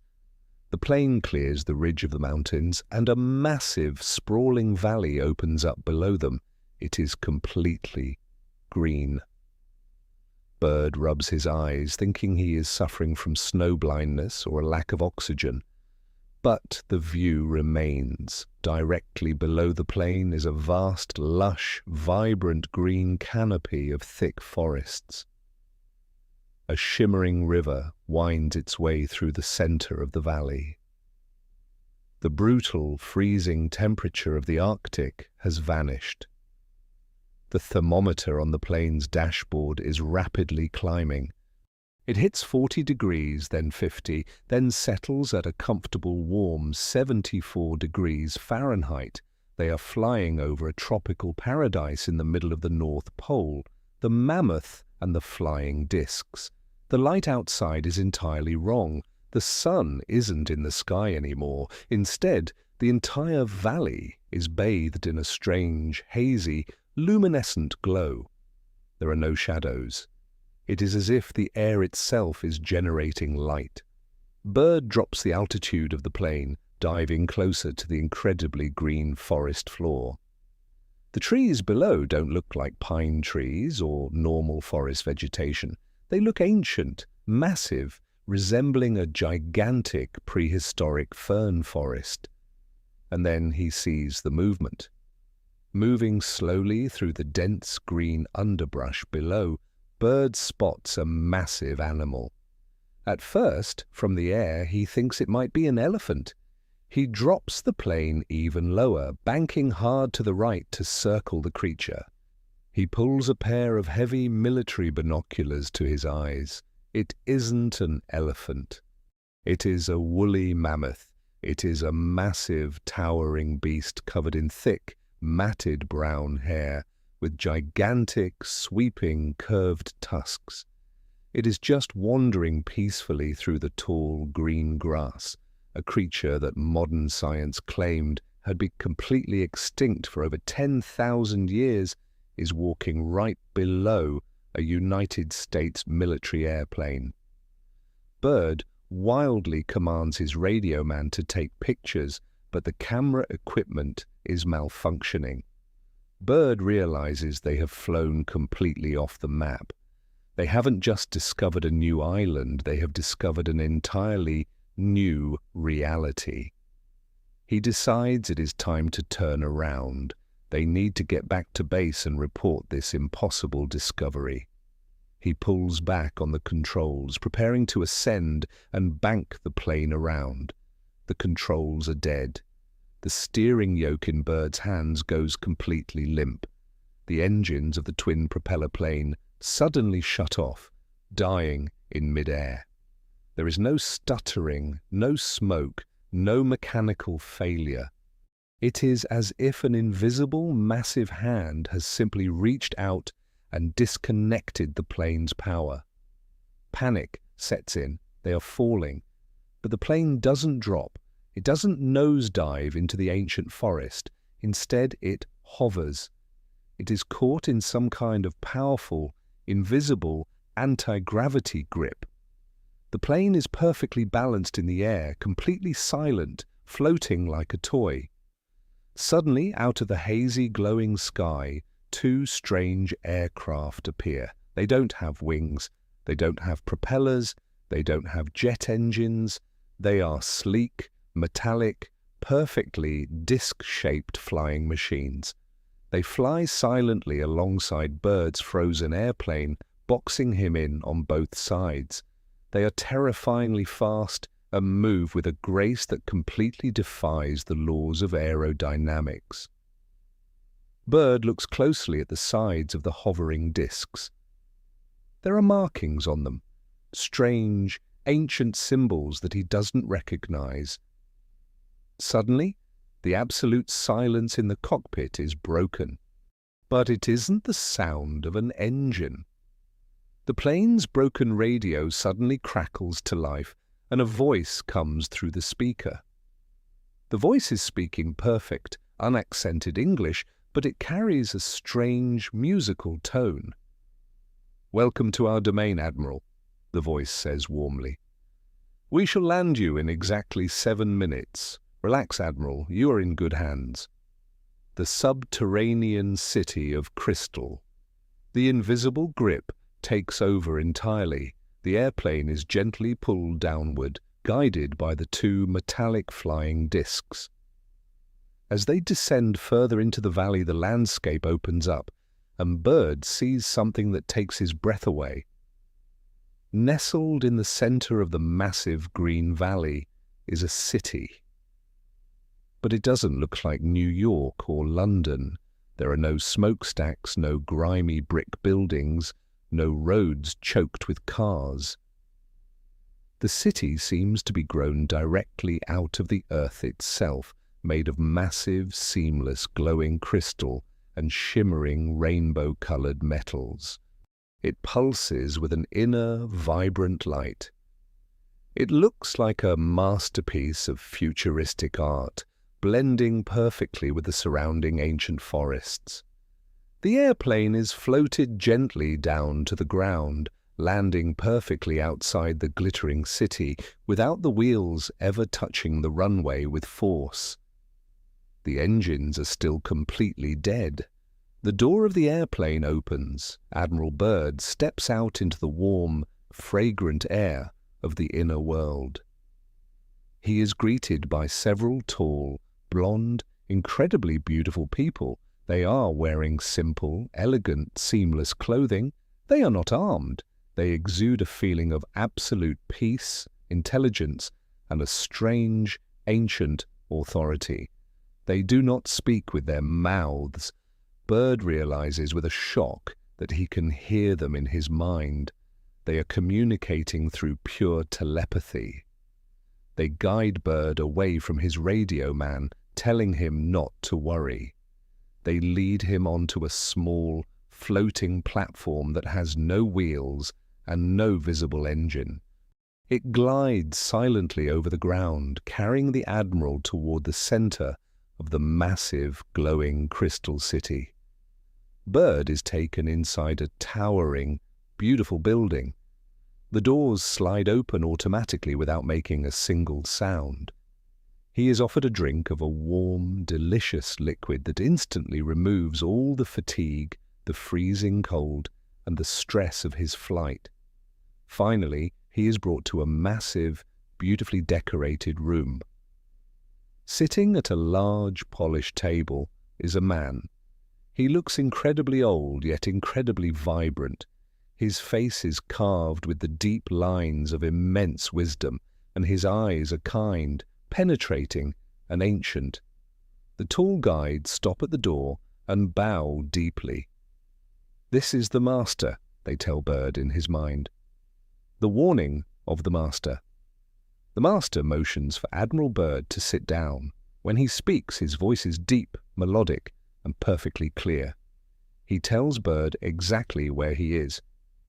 He confirms the absolute greatest mystery in human history. The Earth is hollow. Byrd has crossed over into the inner world, a realm the Master refers to as the domain of the Ariani. Byrd, a hardened military man, demands to know why he, out of all the people on the surface of the planet, was chosen to be pulled out of the sky and brought here. The Master's face turns deeply serious. He explains that for thousands of years, the people of the inner world have completely ignored the surface. They have let humanity fight their wars, build their empires, and make their mistakes. They had absolutely no interest in interfering with the chaotic, violent nature of the surface dwellers. But then, the Master says, his voice heavy with sorrow, your race exploded the first atomic bombs over Hiroshima and Nagasaki. That was a turning point. The master explains that the sheer, catastrophic, world-ending power of nuclear weapons had finally crossed a line. The people of the Hollow Earth could no longer sit idly by. They realized that the surface humans had unlocked a power that could potentially crack the entire planet open, destroying not just the surface world, but the inner world as well. He tells Byrd that after the bombs were dropped, the inner world had sent their flying machines, the Flugelrads, the exact same flying discs that had escorted Byrd's plane, to the surface world to investigate. They had tried to warn the leaders of the surface world, but instead of listening, the human military had fired upon them. They had chased the peaceful, glowing ships with fighter planes, trying to shoot them down out of fear and ignorance. Your race has reached a point of no return, the master warns Byrd.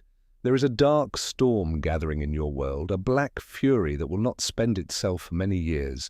There will be no answer in your arms, there will be no safety in your science. It may rage on until every flower of your culture is trampled, and all human things are leveled in vast chaos. The master looks directly into the eyes of the terrified, awestruck American admiral. You are a respected man on the surface, Admiral. We have brought you here to be our messenger. You must return to the surface and tell your leaders that we exist. Tell them that the path they are walking will lead to total annihilation. Tell them they must put away their weapons of war, or they will lose their world completely. With that terrifying heavy burden placed upon his shoulders, the meeting is over. Byrd is escorted back to his airplane. He and his radio man climb back into the freezing metal cockpit. The invisible force lifts the plane gently back into the glowing, hazy sky. The two flying discs escort them out of the green valley, over the jagged mountains, and back into the freezing, blinding white hell of the Arctic ice. The radio instantly crackles to life. The compasses snap back into their normal, steady positions.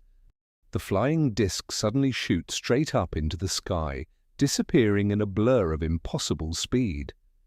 Admiral Byrd is back in the real world. The silence of the Pentagon. According to the legend of the diary, Byrd flew straight back to his base. Upon landing, he immediately demanded a meeting with the highest levels of the United States military and government. He was flown to Washington, D.C., straight to the Pentagon. He sat in a secure, classified room and recounted everything. He told the generals about the Green Valley. He told them about the flying discs, and most importantly, he delivered the heavy, terrifying warning from the master about the atomic bomb. How did the United States government react to a hero admiral telling them an advanced race of subterranean aliens wanted them to stop building nuclear weapons? They silenced him completely. According to the myth, Byrd was intensely interrogated by top security forces and a medical team. He was placed under strict control. As a military man, he was given a direct, unbreakable order. He was absolutely forbidden to ever speak a single word about his flight into the Hollow Earth to the press, the public, or anyone outside of that classified room. He was ordered to remain silent on behalf of humanity. And as a good soldier, Admiral Byrd supposedly locked the secret away in this private diary, keeping his mouth shut for the rest of his life. Fact, fiction, and the real mystery.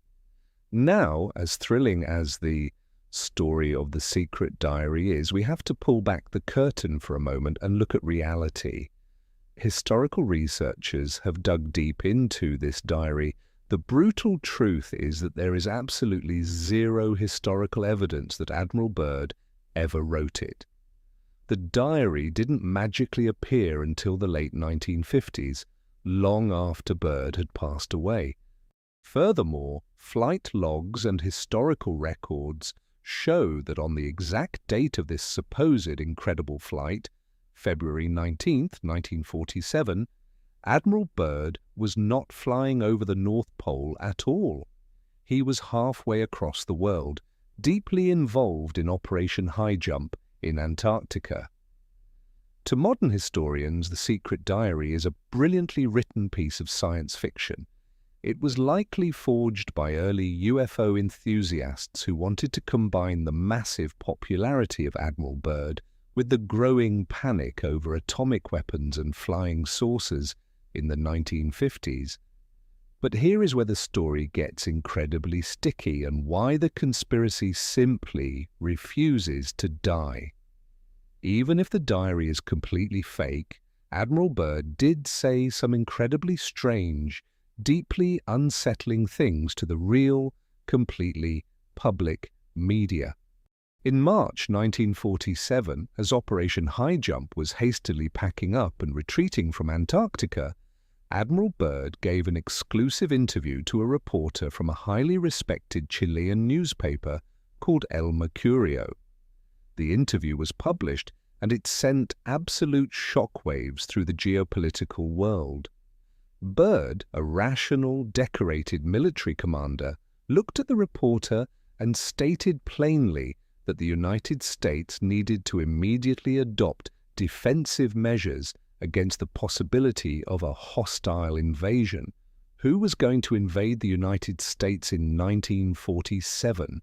The Soviets? No. Byrd said something much more terrifying. The translated quote from the newspaper reads, "Admiral Richard E. Byrd warned today that the United States should adopt measures of protection against the possibility of an invasion of the country by hostile planes coming from the polar regions." The Admiral explained that he was not trying to scare anyone, but the cruel reality is that in case of a new war, the United States could be attacked by flying objects which could fly from pole to pole at incredible speeds. He didn't say Soviet bombers. He said flying objects that could fly from pole to pole at incredible speeds. When a Medal of Honor recipient and the commander of the largest military fleet ever sent to the ice says something like that on the record, people listen. And when the military completely refuses to elaborate, locks down the files, and never formally explains what exactly happened during Operation Highjump, the human imagination fills in the gaps. Did Admiral Byrd find a hole at the pole? Did he see an advanced civilization? Did the United States military engage in a secret, freezing war against flying discs in the Antarctic sky? The United States Navy will tell you absolutely not. But to the millions of people who look at the massive, empty, freezing expanse of Antarctica and wonder what is buried under 2 miles of solid ice, Admiral Byrd's strange warnings remain the ultimate smoking gun. The ice keeps its secrets. But as we moved through the 20th century, the hollow Earth theory didn't just stay frozen at the poles. It was about to explode into mainstream pop culture, merging entirely with the biggest paranoia of the modern age. Flying saucers, mind control, and the terrifying idea that we are absolutely not alone. While the United States military was busy sending aircraft carriers to the freezing waters of Antarctica, and while politicians were quietly debating the reality of Admiral Byrd's terrifying warnings, a completely different kind of revolution was happening back on the mainland. The idea of the hollow Earth was leaving the frozen poles.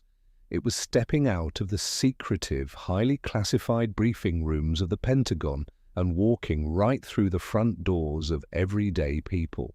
It was invading their living rooms, their movie theaters, their comic books, and most importantly, their nightmares. Up until this point, the subterranean world had mostly been described as a beautiful, peaceful utopia. Agartha and Shambhala were realms of glowing crystal and enlightened ancient monks, but in the 20th century, the hollow earth was about to get a massive, dark makeover.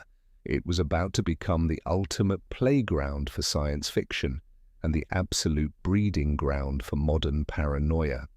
Jules Verne, the architect of the inner world.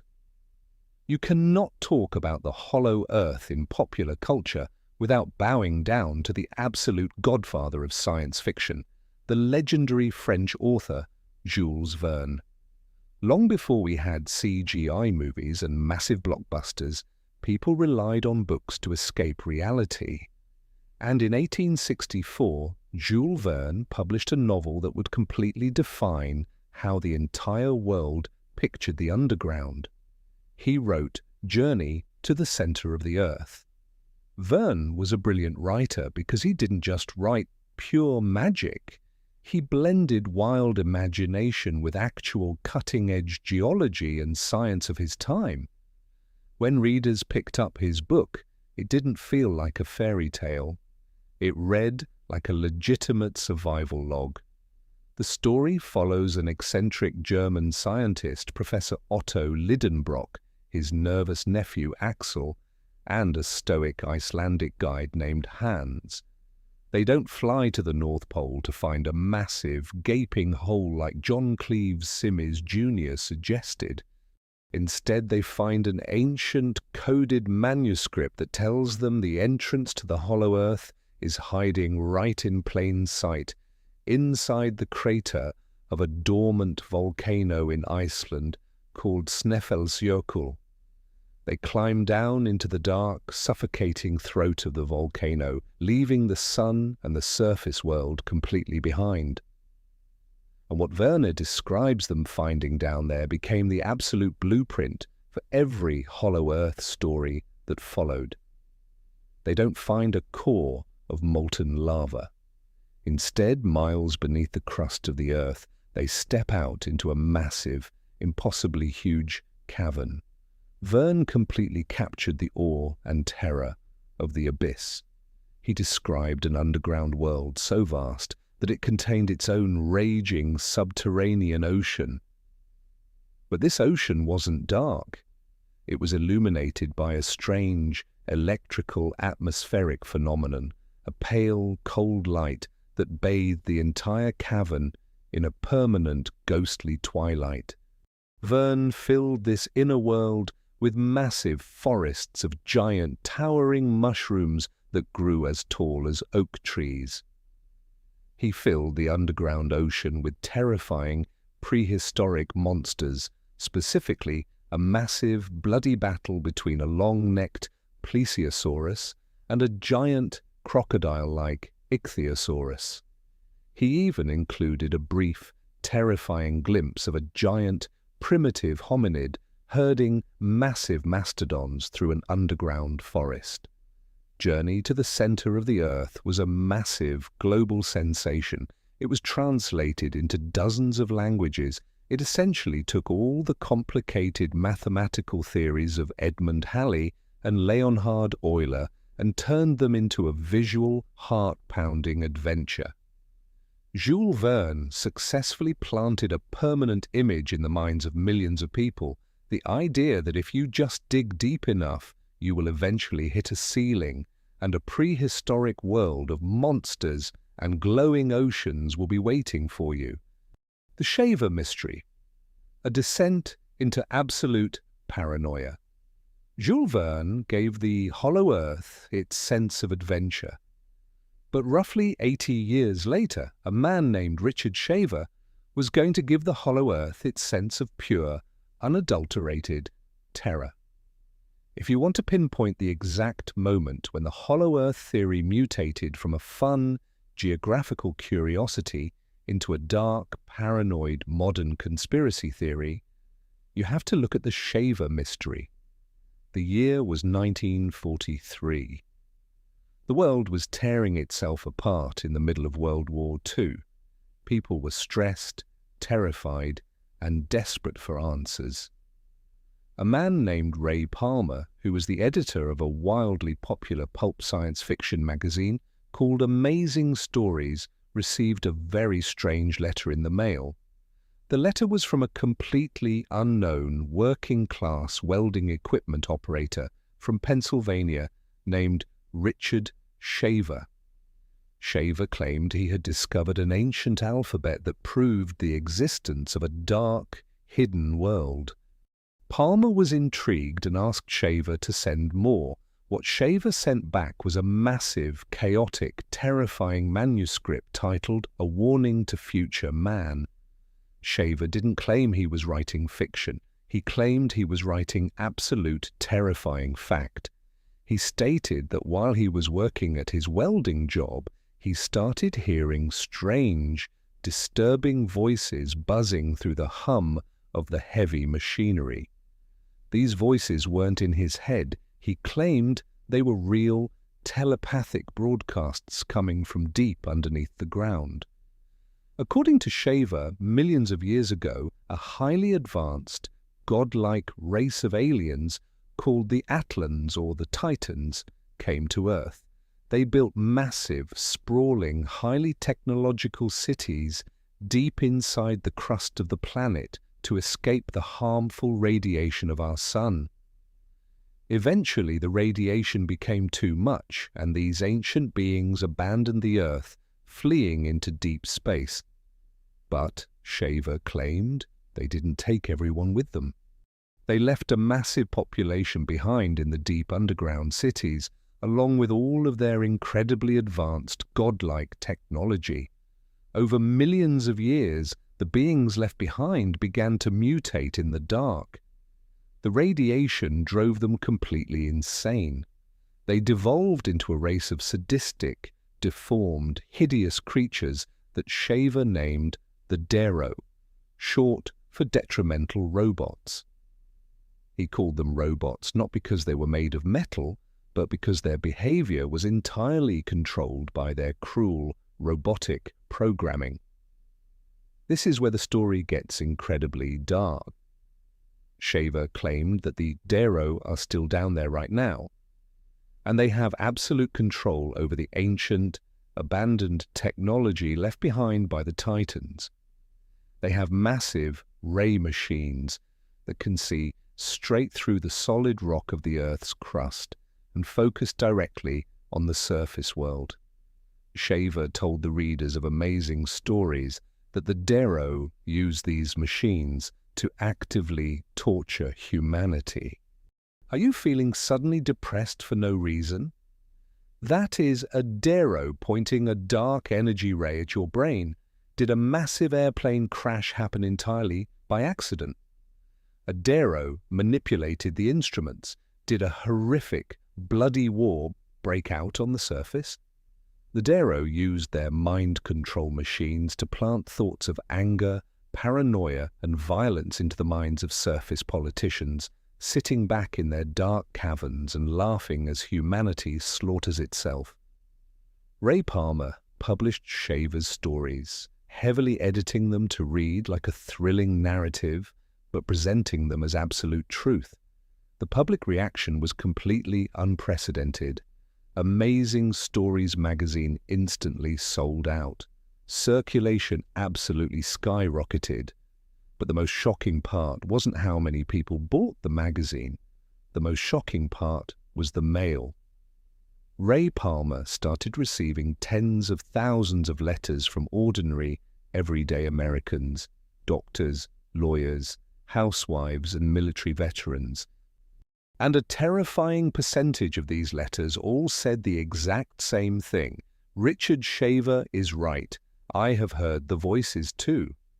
Thousands of people wrote in claiming they had also been tortured by unseen rays, that they had heard the screeching, sadistic laughter of the Dero echoing up from deep basement drains, or that they had personally found strange, perfectly smooth, bottomless tunnels while exploring deep caves.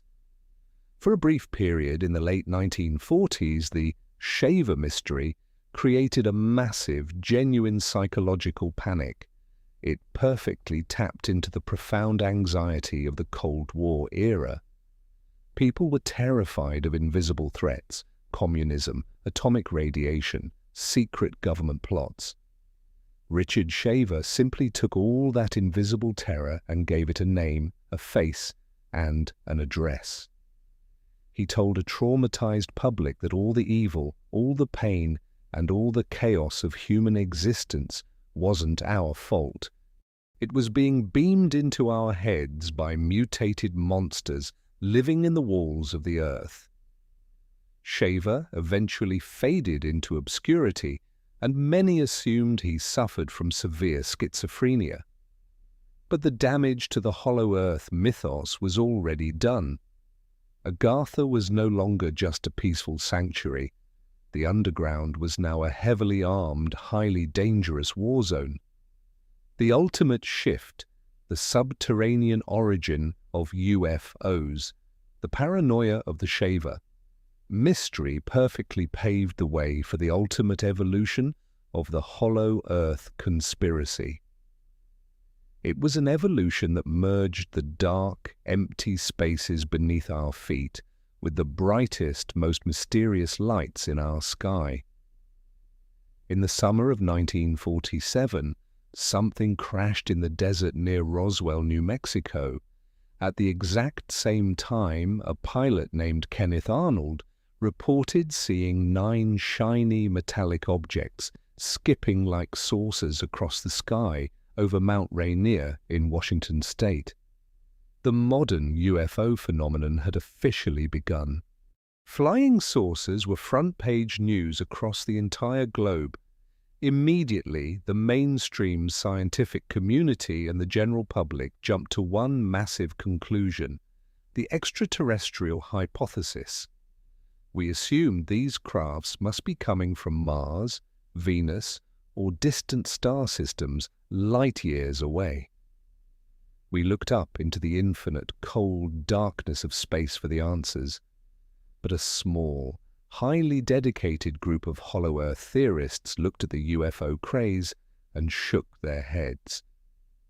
They argued that we were looking in the complete wrong direction. They proposed a much more logical, terrifying idea, the subterranean hypothesis. Think about the sheer, mind-bending physics required for a spaceship to travel from a distant star system to Earth. It would take massive amounts of energy, thousands of years of travel time, or the mastery of complex wormholes just to come here, probe a few cows, buzz a few military jets, and fly away. It doesn't make logical, tactical sense. But what if the aliens aren't coming from light years away? What if they are traveling a mere 800 miles straight up? Hollow Earth theorists argue that it makes perfect strategic sense for an advanced, non-human intelligence to share this planet with us completely undetected. If you were a highly evolved race, where is the safest place to live? Not on the surface, where you are vulnerable to asteroid strikes, solar flares, massive ice ages, and nuclear fallout. You would build your civilization inside the thick, protective, 800-mile armor of the Earth's crust, safely hidden in massive cavern systems or the vast, hollow interior. This theory beautifully tied all the loose threads together. It explained the ancient Hopi legends of the advanced ant people coming from the ground. It explained the Norse legends of the dwarves building magical technology in the dark. It explained the glowing crystal cities of Agartha, and most importantly, it perfectly aligned with the terrifying rumors surrounding Admiral Richard E. Byrd. Remember what Byrd supposedly told the Chilean newspaper? He warned of a coming war against flying objects which could fly from pole to pole at incredible speeds. Modern Hollow Earth researchers argue that UFOs do not need to fly down from the stratosphere. Instead, They utilize the massive, unexplored global network of deep-sea trenches and dormant volcanoes as exit points. This perfectly explains the massive surge in reports of USOs, unidentified submerged objects. For decades, the United States Navy and commercial sailors have reported seeing massive, glowing, disc-shaped crafts shooting completely silently out of the deepest parts of the ocean, breaking the surface of the water without a splash and shooting directly into the sky. If there are massive, ancient tunnel systems running under the oceans, acting as aquatic highways for these crafts, then the Earth isn't just a solid rock. It is a massive, heavily trafficked honeycomb. The UFOs aren't visiting us from another world. They are just the downstairs neighbors coming up to check the roof. Through Jules Verne's brilliant imagination, Richard Shaver's terrifying paranoia, and the modern obsession with flying saucers, the hollow Earth transformed into the ultimate, all-encompassing conspiracy theory. It became a beautiful, terrifying tapestry that wove together lost history, military cover-ups, and the unexplained lights in our sky. But eventually the campfire stories have to end. Eventually we have to turn on the bright, harsh, unforgiving lights of modern science. If the Earth is truly a massive, hollow shell filled with suns, oceans, and flying saucers, why haven't modern geologists with all their supercomputers, satellites, and massive drilling rigs found a single shred of physical proof? It is time to leave the realm of myth, rumor, and science fiction. It is time to look at the cold, hard, undisputed facts. For centuries, the hollow Earth theory has survived as one of the most beautiful, terrifying, and resilient ideas in human history. We have journeyed through the glowing, peaceful cities of ancient Eastern monks, the heavily industrialized underground forges of the Norse gods, the terrifying mind control rays of Richard Shaver, and the absolute geopolitical paranoia of Admiral Byrd's freezing flights. It is an incredible, sprawling story. But eventually the campfire stories have to end. Eventually we have to step out of the realm of science fiction, turn on the bright, harsh, unforgiving lights of modern reality, and ask the ultimate question: how do we actually know the Earth isn't hollow? You might be thinking, well, nobody has ever actually been down there, right? So how can scientists be so completely 100% sure that Jules Verne was wrong? It is true that no human being has ever traveled deep into the Earth's mantle. We haven't sent submarines into a subterranean ocean, but scientists don't need to physically travel to the center of the planet to know what is down there. They have a completely different, foolproof method of looking inside the Earth. To understand how this works, you don't need a degree in advanced physics. You just need to think about a trip to your local grocery store. The cosmic watermelon test. Imagine you are standing in the produce aisle and you want to buy the perfect, ripest, sweetest watermelon. What do? You don't just look at it. You pick it up, hold it to your ear, and you knock on the side of it with your knuckles. You are using sound waves to map the inside of an object you cannot see. If the watermelon makes a deep, solid, heavy thud, you know it is dense, full of water, and perfectly ripe. But if you knock on it and it makes a higher-pitched, echoing, resonant sound, you instantly know it is hollow, dried out, and terrible. You didn't have to cut the watermelon in half to know what was inside. The way the vibration traveled through the physical material told you everything you needed to know. Modern geologists do the exact same thing to the Earth, but instead of using their knuckles to knock on the planet, they use earthquakes. Every single time a massive earthquake happens anywhere on the globe, it releases an unimaginable amount of kinetic energy. This energy doesn't just shake the ground on the surface, it sends massive, powerful shock waves called seismic waves rippling directly downward, straight through the absolute center of the planet. And all over the globe, thousands of highly sensitive scientific listening stations called seismometers are waiting and listening for those vibrations to arrive on the other side. There are two main types of these underground waves. The first are called P waves, primary waves. Think of P waves like a slinky. They pulse forward and backward, compressing the rock as they travel. P waves can travel through anything: solid rock, liquid magma, water, and gas. The second type are S waves, secondary waves. Think of S waves like grabbing a heavy rope and shaking it violently up and down. They move in a wavy side-to-side motion. But here is the absolute critical, undeniable fact about S waves.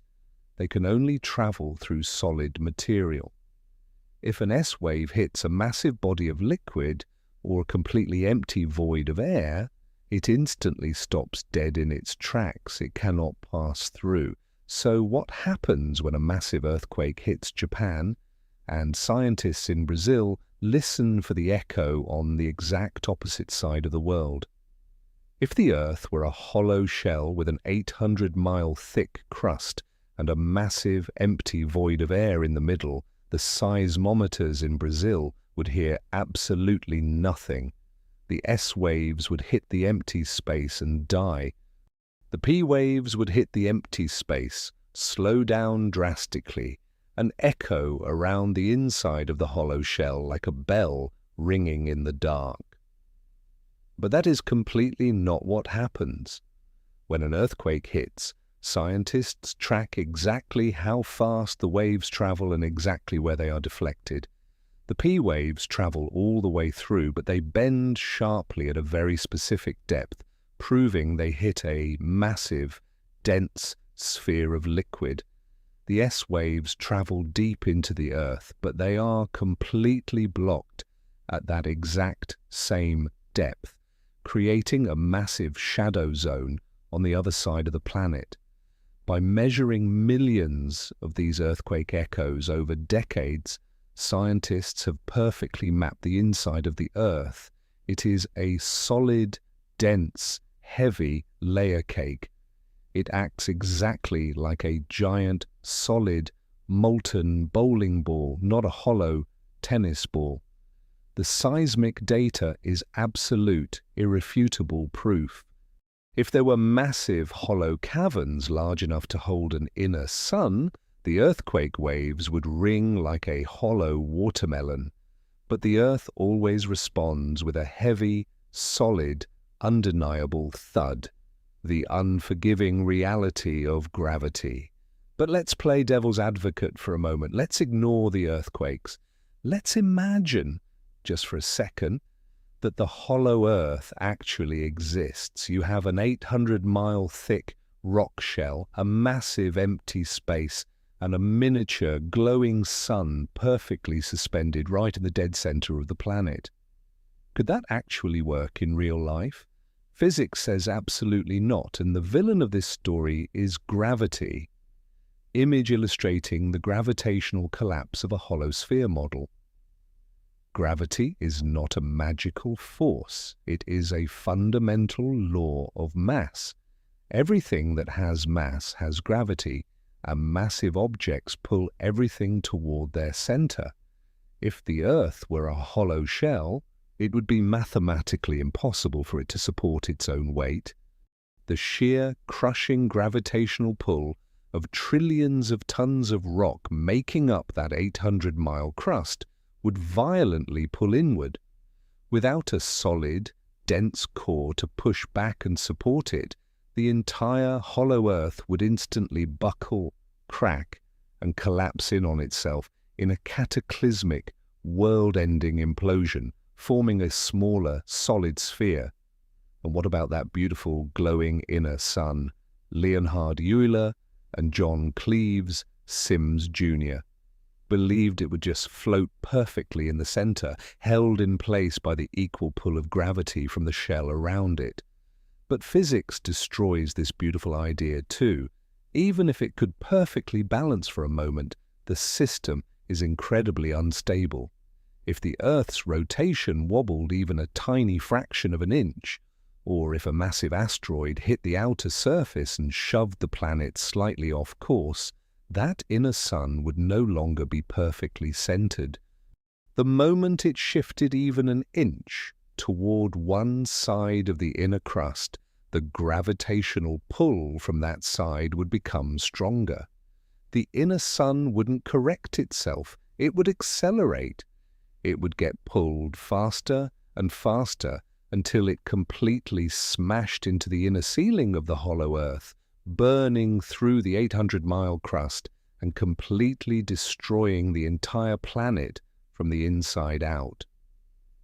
Furthermore, to create a functioning sun that provides endless daylight, you need a massive, raging ball of nuclear fusion. To ignite nuclear fusion, you need an incredible, incomprehensible amount of gravity and pressure. A miniature sun the size of the Earth's core wouldn't have enough mass to ignite. It would just be a cold, dead ball of gas. The physics simply do not allow for a hollow planet. Gravity is too heavy, rock is too weak, and the universe is too violent. The Kola Superdeep Borehole, humanity's deepest scratch. But human beings are stubborn. Our mathematical equations and seismic waves are great for textbooks, but people want physical, dirty, undeniable proof. If the Earth is a solid ball of rock and metal, someone just needs to grab a drill, dig straight down, and prove it. During the height of the Cold War, the United States and the Soviet Union weren't just fighting to see who could fly into space first. They were also fighting a completely different, much quieter race, the race to the center of the Earth. In 1970, deep in the freezing, desolate, unforgiving tundra of the Arctic Circle, Soviet scientists decided they were going to drill the deepest hole in the history of human civilization. They set up a massive, towering drilling rig on the Kola Peninsula just near the Russian border with Norway.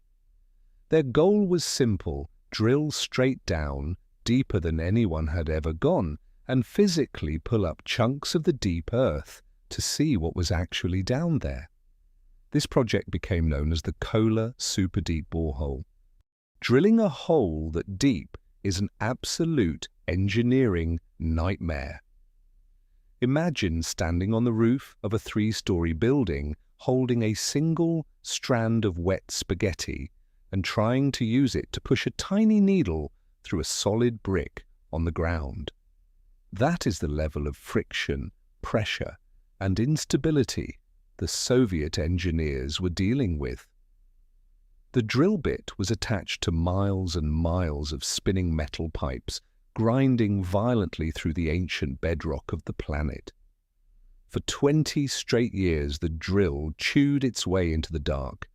It ground through solid granite, basalt, and billions of years of compressed geological history. Did they break through the ceiling of a massive hollow cavern? Did they find a prehistoric jungle, a glowing crystal city, or the flying saucers of the Darrow? No, but what they did find was actually completely shocking to modern science. They drilled down an astonishing 12.2 kilometers, that is about 7.6 miles, straight down into the crust. It remains the deepest artificial point on our planet.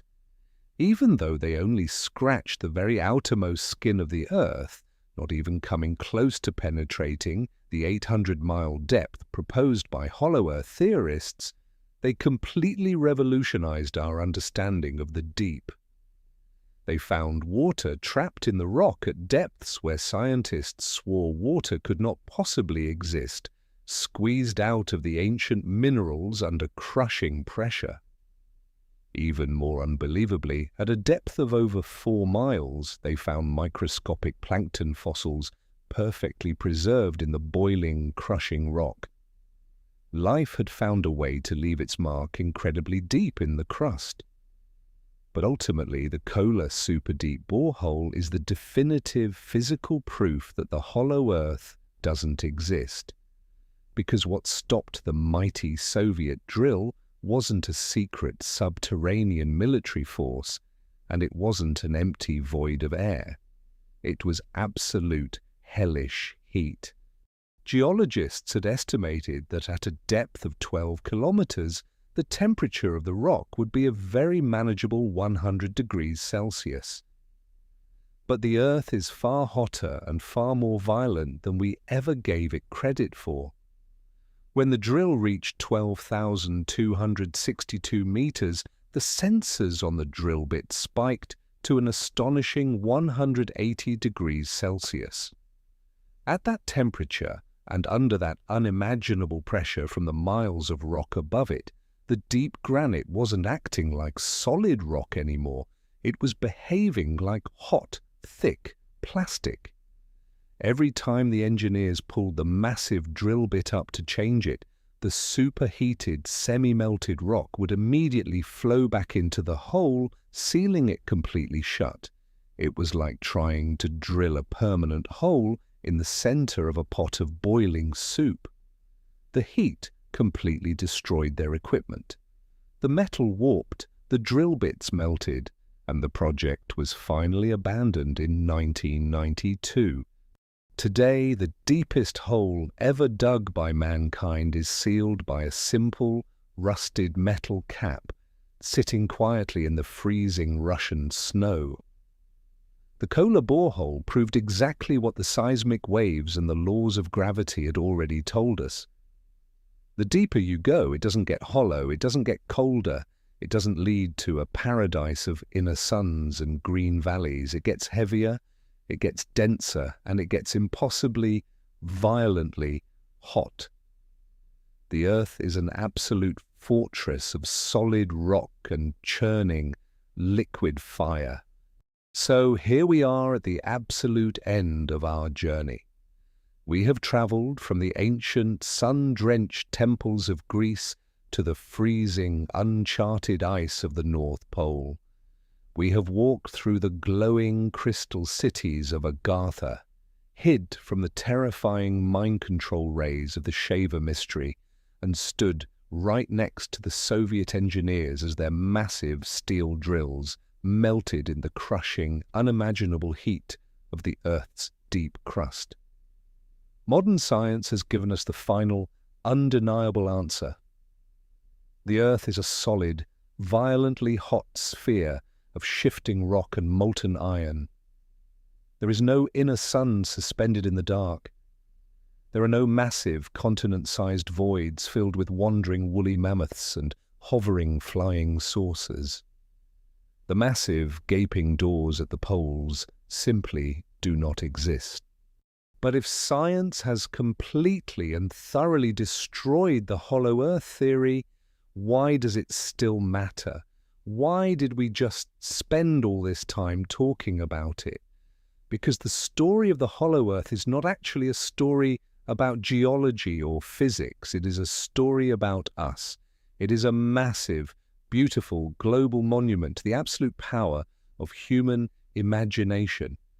For thousands of years, our ancestors looked out at a terrifying, chaotic, and dangerous world. They suffered through plagues, ice ages, and devastating wars. In the face of all that chaos, they desperately needed to believe that somewhere, down in the dark, safe from the storms of the surface, there was a place of perfect peace, ancient wisdom, and ultimate safety.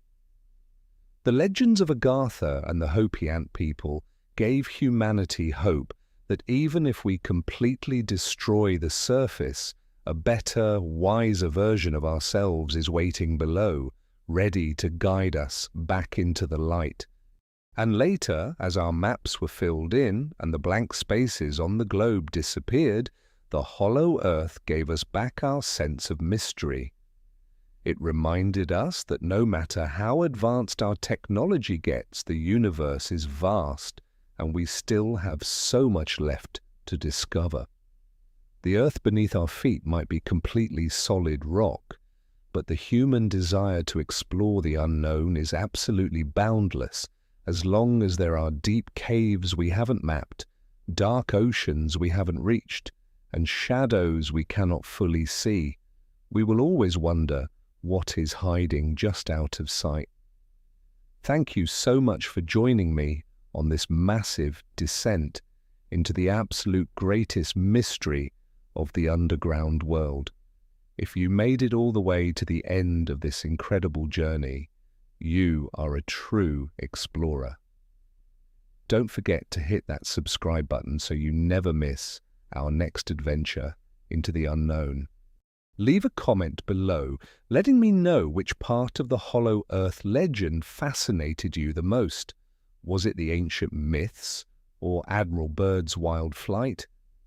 Until next time, keep looking down, keep asking questions, and never lose your sense of wonder.